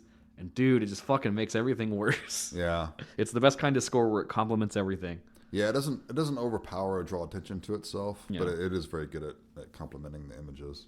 And that's one of those things that really made me think about how much like music can set the tone for something. Oh yeah. Because in a Serbian film, it had that very like do do do do do do do right, like driving like over the top thing, and that kind of puts you in that state where it's like, well, I can't take this seriously. Yeah, it makes it more fun. You know, in quotation marks. It kind of gives you like a pressure valve to be like, okay, this is some heinous shit, but look how stupid this is. Look how funny this is. Right. And then when you're over here in Martyrland, it's just it's just brutal, full force. There is no break. So eventually they contact Mademoiselle and they let her know that Anna is progressing well, and she's probably going to make it to the final stage. And they've only had like 3 or 4 candidates in all this time ever get that far. Yeah. And then she's like, all right, that's great. Prepare her for the final stage. And then the woman comes down and she's like getting Anna and she says something like how her suffering is almost over. And then she's taken next door into this lab and placed in this big apparatus. It's like this sort of thing that they would use for like burn victims, so their limbs aren't like touching anything. Yeah, you're strapped in at the wrist, but otherwise you're kind of just suspended in midair. Yeah. And the whole time you're like, the fuck is that for? This ain't good. And she is proceeded to be flayed alive. Yeah. And we don't see the flaying. It's interesting because this would be the most graphic point of the film, but they don't show you much of it. No, they don't. They just give you a little hint, and then they just focus on her face. Yeah. Which is weird because it's like she winces once, and then she doesn't care. Right. Yeah. And I do like the fact that they leave some things to the imagination. You don't have to watch every horrible thing being done, you know? Because then it makes the reveal, too, when they're rolling out her in this wheelchair, and she's, like, covered in, they have like, her cloth. shroud over her and stuff. It's all red. And then they, like, hook her up again when she's hanging by her wrist, and she's, just every ounce of skin's been removed. If you can think of Uncle Frank from Hellraiser, it's literally like meat suit. Yep. Except she still has her face skin on. Yes, she still has her face. And when it cuts and you see it the first time, you're just like, fuck, dude. Yeah. God damn. Another good makeup job, good prosthetics. Because, I mean, she's such a slight girl anyway. And then when they have she looks like just all meat. It really sells it, you know, 'cause she's so skinny. So, yeah, Mademoiselle gets to the house. She rushes over there first. Uh-huh. And there's a bunch of other people gathered around. Anna is laying suspended in like a tank of liquid. Yeah, some like blue goo. Yeah, it's like almost like a sensory deprivation tank almost. And Mademoiselle's asking Anna if she's seen into the other world, and she leans down to hear what Anna is saying. Because Anna like slightly nods. Yeah. And she leans in, and Anna whispers, and it's very important to the film, we do not hear what she says. Nope. We just see the look on Mademoiselle's face, which looks stunned. Concerned. Yeah. And then she immediately tells the 2 goons that have been running this operation, hey, summon everybody. Yep. I have the intel. Mm-hmm. And then we get to see the scope of this, and it's all these like nice, fancy black vehicles pulling up at the house. Yep. Each car has several goons, and always notably one old person. Yeah. So you can tell this is probably like an older secret society kind of thing. I would say the majority of people there would be considered older. Yeah.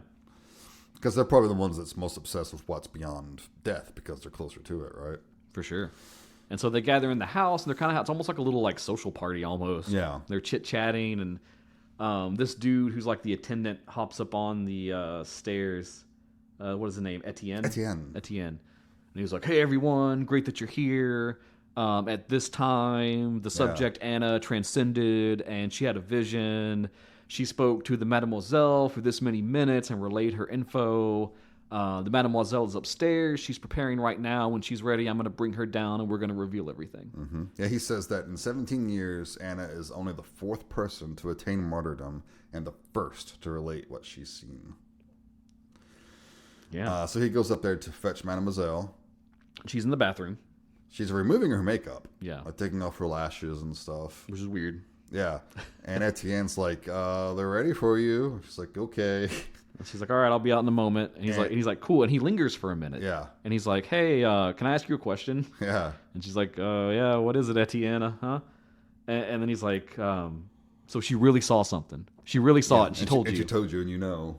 And she's like, she's saying it's incontrovertible what she has told her. Mm-hmm. And she says, there can be no doubt. Yeah, there can be no doubt. And he's like, oh, that's great. I'm so excited. Can't wait. But then Mademoiselle asks him if he has any idea what is beyond death. Yeah, she says, can you imagine it, what it is beyond death? And he has no idea. And he's like, I don't know. That's why we're doing this, right? Mm-hmm. And then she says to go on doubting. Yeah, and she says, I have a little bit of advice for you. Mm-hmm. Just keep doubting. And then she produces a handgun from her purse as she's moved and is sat upon the edge of the bathtub. Blows her fucking brains out. Yep. Drops in the tub. And then we close on a shot of Anna, who is still alive, just staring into nothing. Yep. The society is in panic because they can't get her to talk anymore.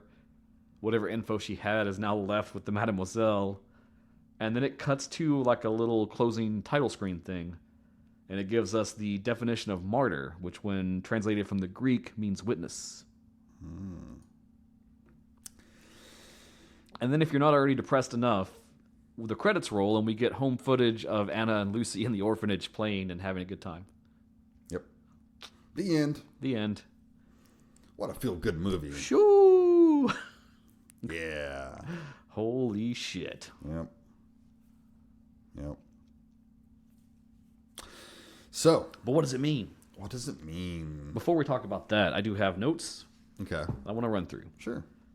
Let's see. We already talked about the Hostel connection. He said visually he was inspired by Carl Theodor Dreyer's The Passion of Joan of Arc from 1928. Sure. And he based that final shot of Anna entirely on that painting, which I'll be sure to put in the show notes. He said also the Texas Chainsaw Massacre was a big inspiration for him. More in like that it depicted so much visceral stuff, but without actually showing it.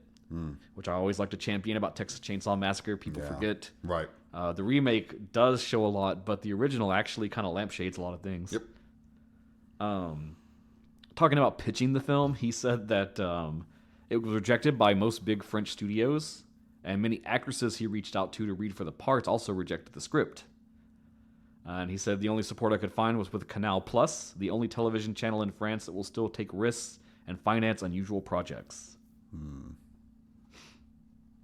And so in that course of trying to find the right actresses for this thing, when he did reach out to Mylene, who became Lucy, the moment she read the script, she was drawn to it. She said in an interview, when I chose this movie, my agent told me, maybe this isn't a good choice for your career as an actress. You should maybe start with a comedy instead. And she says, but I remember just thinking the script was so amazing, really amazing. I knew that this would be a film that people would either love or hate, but there would never be anything else like it. And then Pascal, in turn, said that whenever she came in to audition, her charisma just immediately drew him in. And it was just like, this is the character from the page, just ripped into real life. Oh. He said, whenever Mylene enters a room, the temperature changes, people start acting differently. It would be impossible to be a film director and not feel that when you see her in a room. And he went on to say, moreover, her natural energy is pretty dark.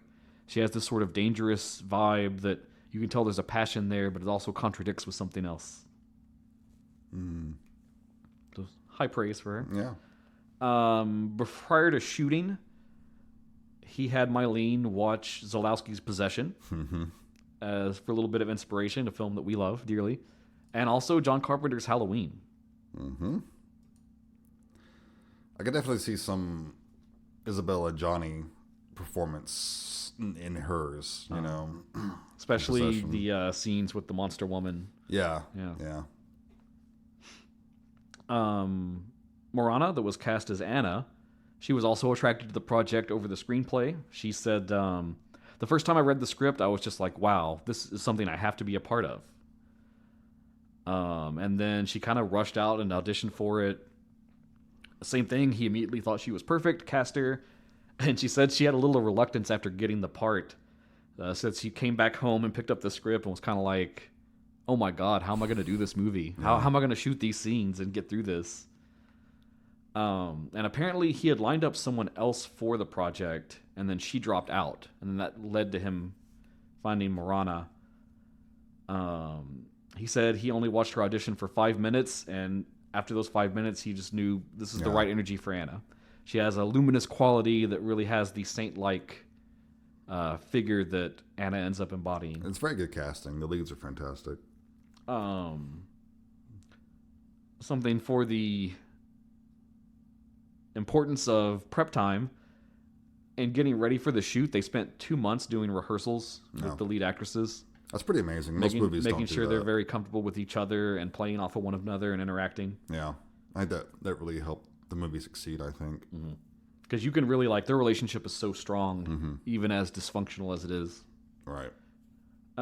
Principal photography took place in Montreal, Quebec.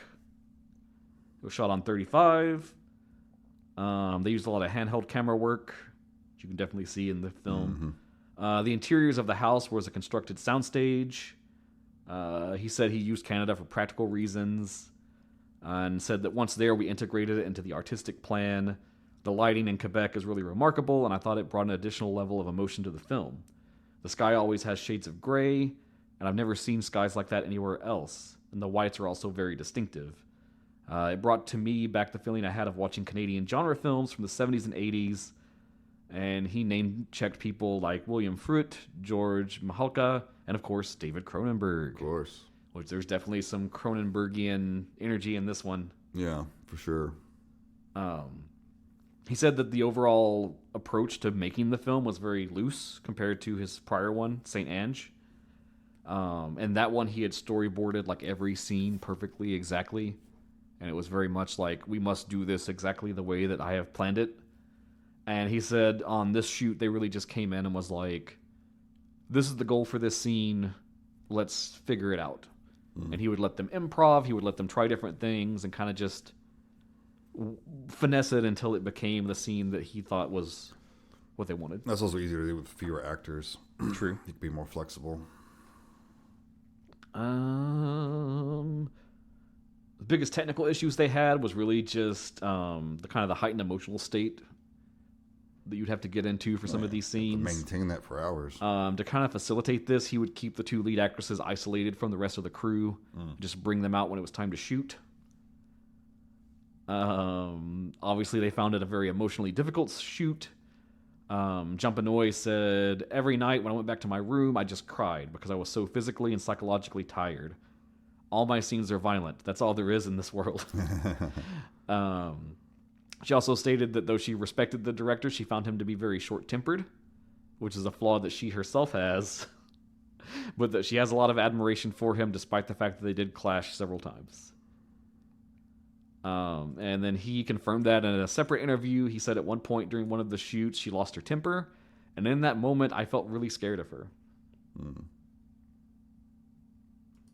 The technicians also said they were scared of her at the height of her emotions. There was a vibe on the set. One of them said that there was always an imminent catastrophe about to happen. And then after shooting, she concluded it was an amazing experience. I'll never forget it, but I may never want to do one again. That's a lot. They had problems during production. It got halted for a month because Aloy fell 3 meters off a soundstage and broke her foot. I could see that. The special effects were designed by Benoit Lestang. Yeah, this is one depressing fact I found. A Montreal-based makeup artist, Adrian Moreau. They worked on other Hollywood stuff like 300, Night at the Museum. And the director was very close to Lestang. They were friends. They collaborated a lot together.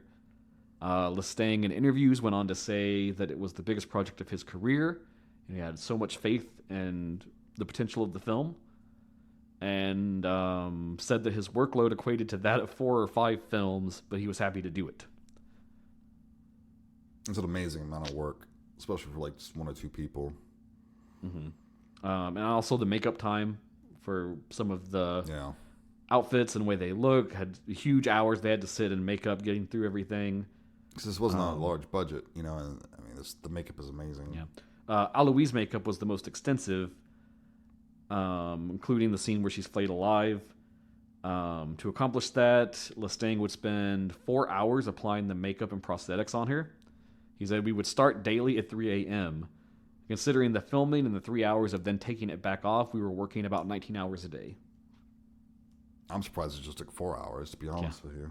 And then as you kind of teed up, the sad thing here, prior to the film's release, Lestang committed suicide. Yeah, it's so freaking sad. And he was posthumously honored with the award for best makeup and special effects at the, how do you pronounce that? Is it Sitges Film Festival? Yeah. Yep. Very sad. We already Such a waste. I know, too. It's so sad. We already talked about Seppuku Paradigm. They're cool. Their score is great. It is. This first screened at the French film market Marche du Film, and it had audience walkouts. People were angry about the disturbing content. How shocking. It then went to different film festivals, and then they tried to have a theatrical release in France, and it ran into controversy, as these things often do. The French Film Board, La Commission de Classification des Oeuvres Cinématographiques, initially granted an 18-plus rating. They forbid any audience members under the age of 18 to ever see it. And then they tried to appeal it. And when they tried to appeal it, that got overturned by the French Minister of Culture. And after some more finessing, it eventually got dropped to a 16-plus, which I guess is probably the best it could fare for France. It's not getting anything lower than that. Around the world, though, it did varying qualities of things. It was banned in some countries. Here in the old North American region, the Weinstein Company got rights to it. However, and I put this in my notes to talk about because it's so funny, Bob Weinstein was so revolted by the film, he did not want to give it a theatrical release. Well, I'm so sorry his delicate sensibilities were offended by this movie. Piece of shit. Dude, you could be one of the fucking people in the secret society. Fuck. What are you talking about? Ugh. Maybe it was a little too real for him. Yeah. So it's never officially actually had a theatrical release in the U.S. It came out direct to DVD. It initially got an edited cut that was given an R rating. And then eventually the home media releases did an uncut release as well. Critical reception is highly polarized. A lot of people kind of just write it off as torture porn, as you mentioned up at the top. And then others kind of poke through at the actual thematic content. And they're like, well, there is something here, though, beyond the violence. Themes of revenge, Catholic sainthood, transcendence, existentialism, things like that. Today, it's often put on lists of like the greatest horror films of all time. In 2017, IGN did a best horror film list and named it number 32. And the Rolling Stone included it in a 2021 list of the greatest horror films of the 21st century. In general, it's considered a classic now. And that fame, of course, led to an American remake. 2015. Less said, the better. You've never seen it, right? No. I haven't either. I looked at the synopsis. I jokingly, in our group chat with Michael, was like, oh, do they make Anna get free and try to fight back and kill a bunch of the cult? Yeah. And I was referring to Speak No Evil, which heinously got a remake a year after it came out. And all they did was make the family fight back more against what happened. Yeah. And if you look up the synopsis, that is what happens in Martyrs as well. Yeah, especially with like Speak No Evil, the family fighting back negates the entire premise of the entire movie. Yeah. But anyway. Just totally neuters it. And I won't go through the plot of the remake, but I'll just say that upon reading what happens, I really hated it because it kind of turns Anna into like an observer character. Yeah. Where nothing ever happens to her and she just watches everything unfold. Yeah. And then just goes on a gun rampage and then dies at the end. Right. It's really, really weak sauce, really lame. I can't stand those pointless remakes. Can't stand them. And then the last little bit I have here, as far as background stuff, If you want this movie today, its most recent release was an Australian Blu-ray release in 2022, put out by Umbrella Entertainment. They're a great company. All their stuff is always region-free. It is part of their Beyond Genre series. And also, it's a super influential film to this day. Some of the people have cited it as a reference. The creator of the video game series Dead Space, Glenn Schofield, he mentioned Martyrs as inspiration, which Dead Space is pretty fucking gory if you've ever played it. And the other notable reference I could find was Jordan Peele. When he was working on Us, he had Lupita Nyong'o watch Martyrs, along with several other horror films to prepare for the role. Interesting. Now, all that being said, what's it mean, Jason? What's it mean? What does she say to her? I mean, hey, it's up for you to interpret, right? It is. It could be anything you want it to be. I mean, obviously, it wasn't something she liked hearing. I can't imagine it's a sort of thing. There's a couple of ways to interpret it, I suppose, because either she told her that there's nothing after death, or that there's some sort of judgment awaiting her, or that, you know, it's a blissful paradise no matter what you do. And Mademoiselle was just so anxious to get there, she couldn't wait. I think my problem is the most common theories are kind of the ones you rattled off, that there's nothing, that there's going to be a judgment waiting her, or that it's a paradise.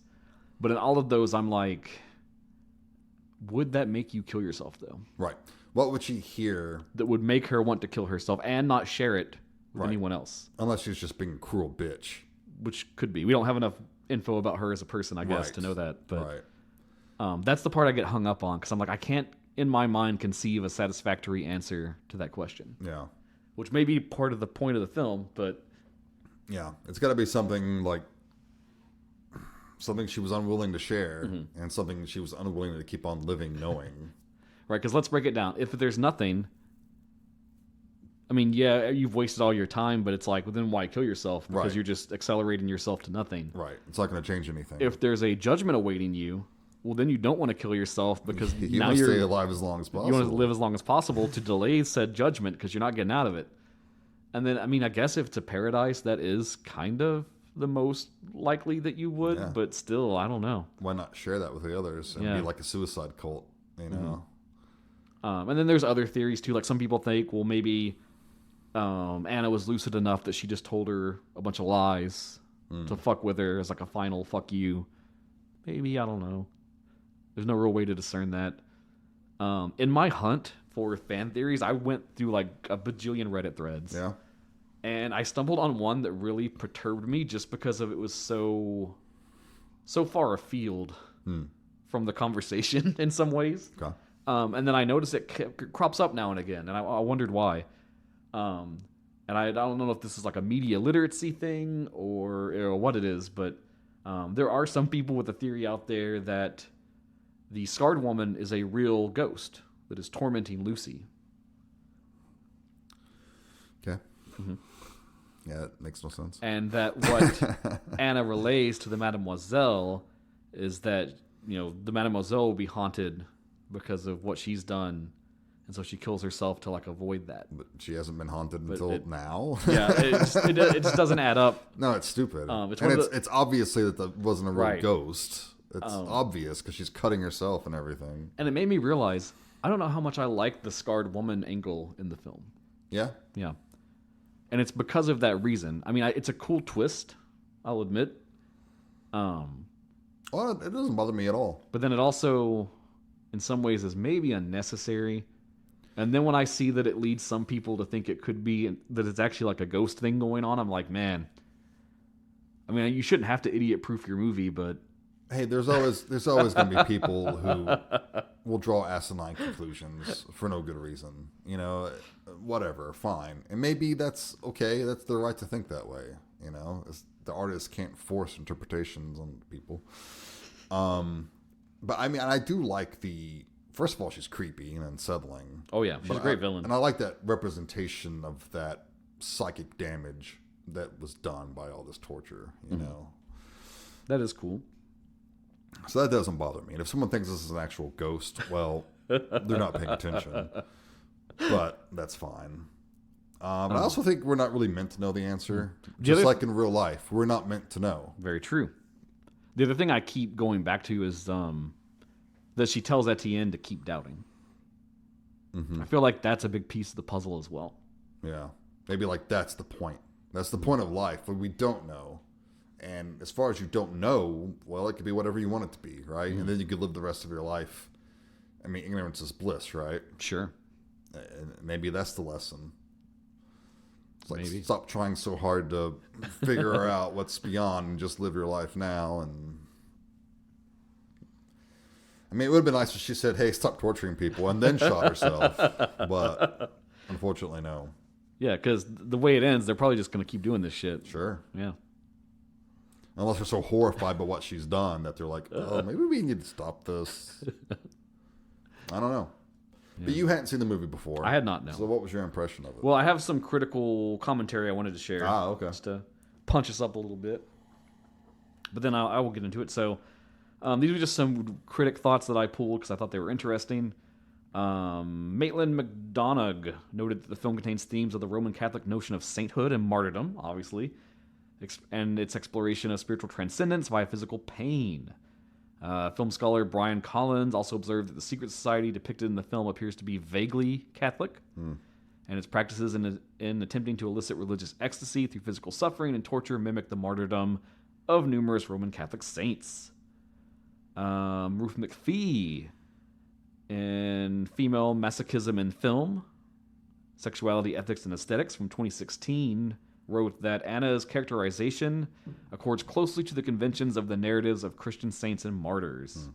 McPhee went on to explain that Anna's experiences as a captive of the secret society mimic the hagiographic accounts of St. Catherine and cite the film as an almost unsurpassed in the relentless and visceral extremity of the suffering that is shown, which I would be apt to agree with. Sure. The director, speaking himself on kind of his goal with the film, said he intended to make the audience feel real pain and to share it as part of an honest process of communion. He said, to me, it's a very Catholic process, and at that time, I had a very Catholic mindset. In a 2009 interview with Electric Sheep magazine, he clarified the setting of the film a little bit, and he said, the Western world is sick. Horror cinema allowed me to express this in a very direct way. To me, Martyrs is a work of perspective fiction that depicts a dying world, almost like a pre-apocalypse. This is a world where evil has triumphed a long time ago, where consciences have died out under the reign of money, and where people spend their time doing nothing else but hurting one another. That's a metaphor, of course, but the film describes things that are not that far from what I think we're experiencing today.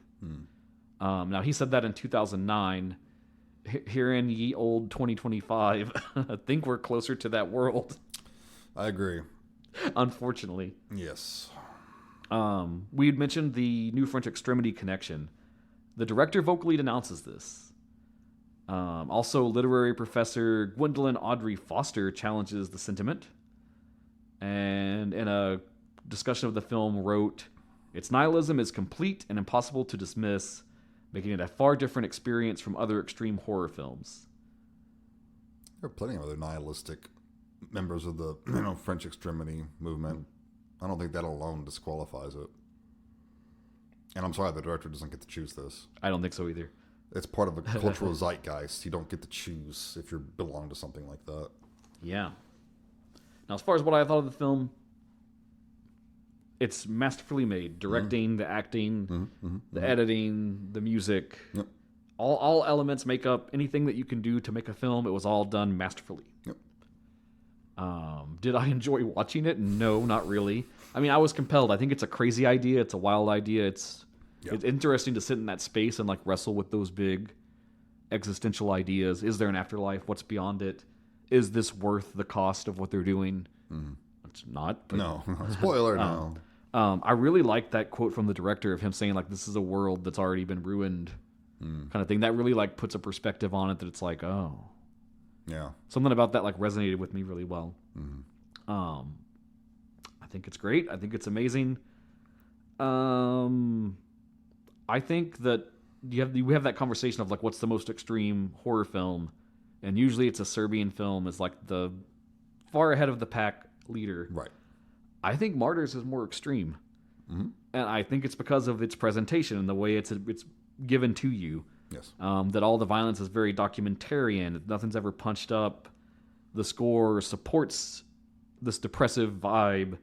You never get any release. There's never any comedy. There's never any moments to pull you back at all. Right. You're really just on like a single roller coaster going down the entire time, and there's no stop and no break till you crash and fucking die. Exactly. And a Serbian film, like, I mean, we watched it. You can go back and listen to our episode. It's kind of wacky dacky, dude. Yeah, like, it's not a serious film. It's not a serious film. I really think they want you to laugh at some points, and then like, it's on paper. When you list out on paper what happens in each film, anyone is going to say a Serbian film is worse because of what happens in it. Right. I'm not going to say it. We know what it is. We know what I'm talking about. Right. And surprisingly, Martyrs is completely free of any kind of sexual violence or assault in that way. And it's way more effective. But it's more effective. And disturbing. It's more cruel and it's more disturbing, hands down. And again, I'm kind of iffy on the scarred woman. It's cool. I like it. The fact that it could mislead someone into a weird place of thinking this is like a supernatural film kind of unnerves me a little bit. Well, that could also just be some annoying troll type person too. I'm gonna see the ghost and see if it catches on. But I will say, in all that searching, I never found a fan theory that satisfied me. That I was like, oh, I could vibe to this conclusion. See, I find that interesting. I like the different interpretations that arise from And it. maybe that's what the Mademoiselle meant. Keep doubting. Yeah. Keep looking for that answer. Yep. I don't know. And the last thing I want to talk about before I give my rating, and maybe you can say something to this because I don't really know where I go with it. There's an interesting parallel in this film, and I don't know what it means. But there's these two moments in the film, and they're very like echo of one another. So we have early on, Anna doubts Lucy. She doesn't believe her. She doesn't think that this actually happened. She thinks that it's just mental trauma. She clearly knows that scarred woman is like a mental trauma thing. Right. And then the revelation of Lucy realizing that drives her to commit suicide. So there's that. And then at the end of the film, we have the Mademoiselle. She receives Anna's words. And then in this final scene with Etienne expresses doubt about the information that the Mademoiselle's received. Right. And then when she realizes that Etienne doubts, she commits suicide. That's a weird parallel. And I'm not sure what it means or if it means anything at all. But it's interesting to me that it happened twice in the film. Yeah, no, that's a good point. I hadn't thought about that myself. Interesting. Now, does it mean anything? I don't know. Yeah, maybe not. Maybe not. But we get two characters being questioned about something that they... It's core to their belief. Yeah. And one of them, at least, was wrong. So... Yeah. Maybe Mademoiselle ain't right either. Who knows? I give this 4 stars, though. 4 stars. Okay. Solid 4 stars. Cool. Is there a reason I didn't give it 5? I don't know. Whatever. I give it 4 too, and there is a reason I didn't give it 5. Let's hear it. I think for the reasons you listed and then we've talked about, it's a great movie. It's compelling. It doesn't let up. It does let up at one point, which is why I give it 4 stars. Oh. But yeah, I mean, the beginning's a great hook. You get the home invasion part, bam, that catches you. You get the crazy woman cutting herself. And, oh, what the fuck is going on here? Holy shit, there really is a torture chamber. Oh, get out of there, girl. You know. And it has this sense of impending doom. Like, know no one's getting out of this. Right. You know, it's just... Ugh. Like, literally that whole back part when she's there before the cult arrives, I'm like, fucking leave. Leave the house. Run. Right. And it's too late. You know, her compassion has doomed her. And that's such a horror thing. It is. To do. It really is. Yeah. Yeah, the performances are fantastic. Music's great. Effects are great. It's a depressing movie, but it's not unwatchable. A lot of disturbing movies are either... It's kind of like Serbian film where they're so goofy you really can't take them seriously, or it's a geek show like Slaughtered Vomit Dolls, right, or something like that, where it's just people doing something gross or killing creatures or something like that. It's very like, intentional. And yes, that's disturbing, but it's a fucking geek show. You know, anyone can sit there and smash a hamster with a hammer or something. You know, it doesn't make it art. To be clear, you shouldn't. No, nor should you, because that is not artistic. It's not good. It's not right. Do not condone that shit. But when you're making a serious movie with serious subject matter, and you're playing it straight, and you got something to say, that's when it's disturbing. Yeah, that's when it hits. You know, and this is one of the most disturbing movies I've ever seen. Because it's also not that far fetched. Because we know people are kept and tortured, and horrible things are done to them. Look at as it continues to unfold, all the Epstein shit. Right. How is that any different? Yeah. How is that not torture? You know, people are kidnapped and held against their will, and who've done who knows what to. And also, if you look at the historical context, they talk about in the movie with Martyrs, people who are flayed alive, people who are tortured. You know, I mean, I don't know if you've heard, but the Christians kind of have this whole thing about this guy who was tortured to death. Yeah. And it's one of the things they fixate on the most. Mm-hmm. Like when Passion of the Christ came out, it's like, that is torture porn. Oh, yeah. It is all fucking torture. And it's like supposed to be this wonderful thing in a perverse way. Yeah. Look what he did for you. Look what he underwent for your sins. And you're supposed to be compelled by that. You know, you're supposed to be influenced by that. It also makes me think of the film Mother. Sure. That kind of has that same vibe of where it's like, you get the religious connotation of like, well, no, this is a great thing. But then you have like her POV of like, this is terrible. Right. You're ruining everything. Exactly. So like even the Christians raise torture to some beautiful experience, which, you know, this movie is doing. And it's horrifying and it's wrong and it's gross. So yeah, I mean, it really does challenge you. Hell yeah. The only reason I don't give it 5 is because when the torture does start, the movie kind of comes to kind of a halt for me. Yeah. And it's necessary. We do need to see some of the torture. We need to see the repetition. Mm-hmm. But it does become repetitious. It does, yeah. You know, and it's a little, even though it's not overly graphic, it's still hard to watch and frankly kind of boring. Yeah. You know. So that's my own, and I guess that is also a comment on the whole torture process, that it is banal and kind of boring. It's not like Hostel, where like every room you go in, there's some weird freaky thing happening. New cool device that's somehow sawing someone's head in half. No, it's just a woman getting beat to death, you know, or nearly to death. And you don't even see the flaying, like the big special effect part. You don't see it because which is smart. It's routine. That was very smart. Yeah, right. It's like how the Nazi death camps. It was routine. It was a machine. Yep. This was your job. You showed up that day. You did it. Yeah. You went home. And it's like, we didn't talk about the scene. It's very slight, but after he flays her with that machine, he gets like a bit of blood on the back of his neck. Yeah. And he goes upstairs, and we get to see him like very slowly washing his hands and trying to scrub that spot out. Yeah. Right. Yeah. It's just very banal. Mm-hmm. So, yeah. Hard movie, tough movie, but a very good movie. And yeah, I mean, it's one I would recommend. Anyone who's looking for disturbing films and hasn't seen this one, you need to put this top of your list. Yes. And if you're gun shy, this is on Tubi. Mm-hmm. The commercial breaks at least might help, break things up a little bit. Might get you through it. I don't know where they drop them, but horrible, inopportune moment. Yeah. So. Yeah. It's a great film. It's a heavy film. It's maybe not one you're going to rewatch, every week. But I haven't rewatched it since it came out. Yeah. And I enjoy it. I think it's a good movie. But I'm probably not going to watch it again for another 15, 20 years, if at all. So yeah. Which is fine. It takes all kinds, Awesome. Well, all right, man. So genre exposure, seal of approval. Yeah.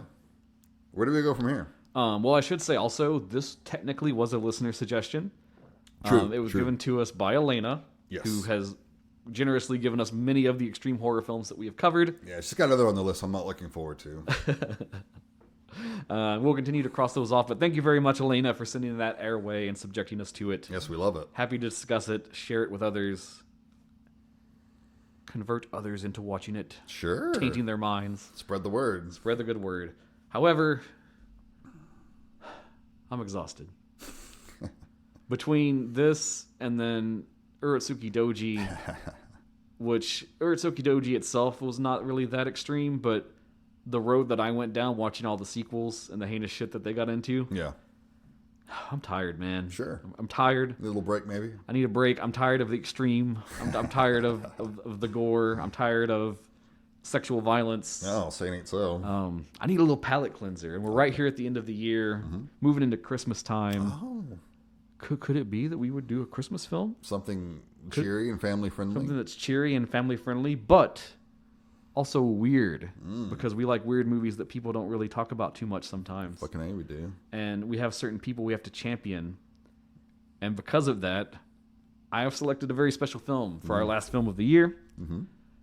Next time, and I think it's going to drop on like Christmas Eve if nothing, no sickness or any other craziness occurs. We're going to go to Japan. Oh. We're going to go to 2015, a very prolific year in a certain person's career. Oh, no. So that we could talk about, directed by my one true love, Shion Sono, Love and Peace. Love and Peace. His part tokusatsu, part fantasy drama. Epic. Okay, all right. I have not seen this That's one. also a Christmas film. How long is this movie? I actually think you have seen it. Have I seen it? Love and Peace? If you turn back the Oh, clock. no, you're right. I have. Okay, yes. Yeah, we watched it in a movie club like the first year we ever did it. Yes, I have seen this. It'd be like pre-podcast before the podcast. It'd be interesting to revisit. It'll be cool to revisit. It's super fun. It's super crazy. It's sweet and charming and fun and fills you with feels.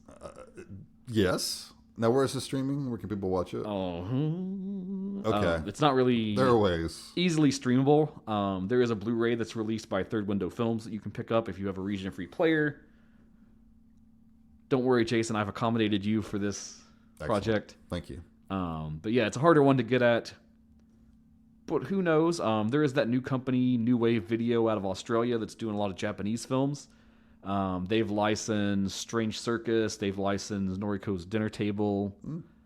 I think they're looking at maybe trying to get Love Exposure for another re-release. So they seem Sono-friendly, so maybe it'll get a fancy newer release or something down the road. Nice. Who knows? We'll see. All right. We'll talk about all that next time. Sounds good. Can't wait. Good. Now, you can send us your own recommendations. If you, like Elena, have films that you champion or you want more people talking about, you can reach out to us on Facebook, on Instagram, on Twitter. You can email us at genreexposure@gmail.com and just let us know what you've been watching. What do you think's cool right now? What 2025 films have you dug that we've maybe missed and need to go back and see for ourselves? So I know I haven't been able to go to the theater as much this year as I wanted. Or pitch us films to cover. We'll sprinkle them in as we go, as always. Awesome. But otherwise, you have been listening to Genre Exposure. Bye, everyone. Take care.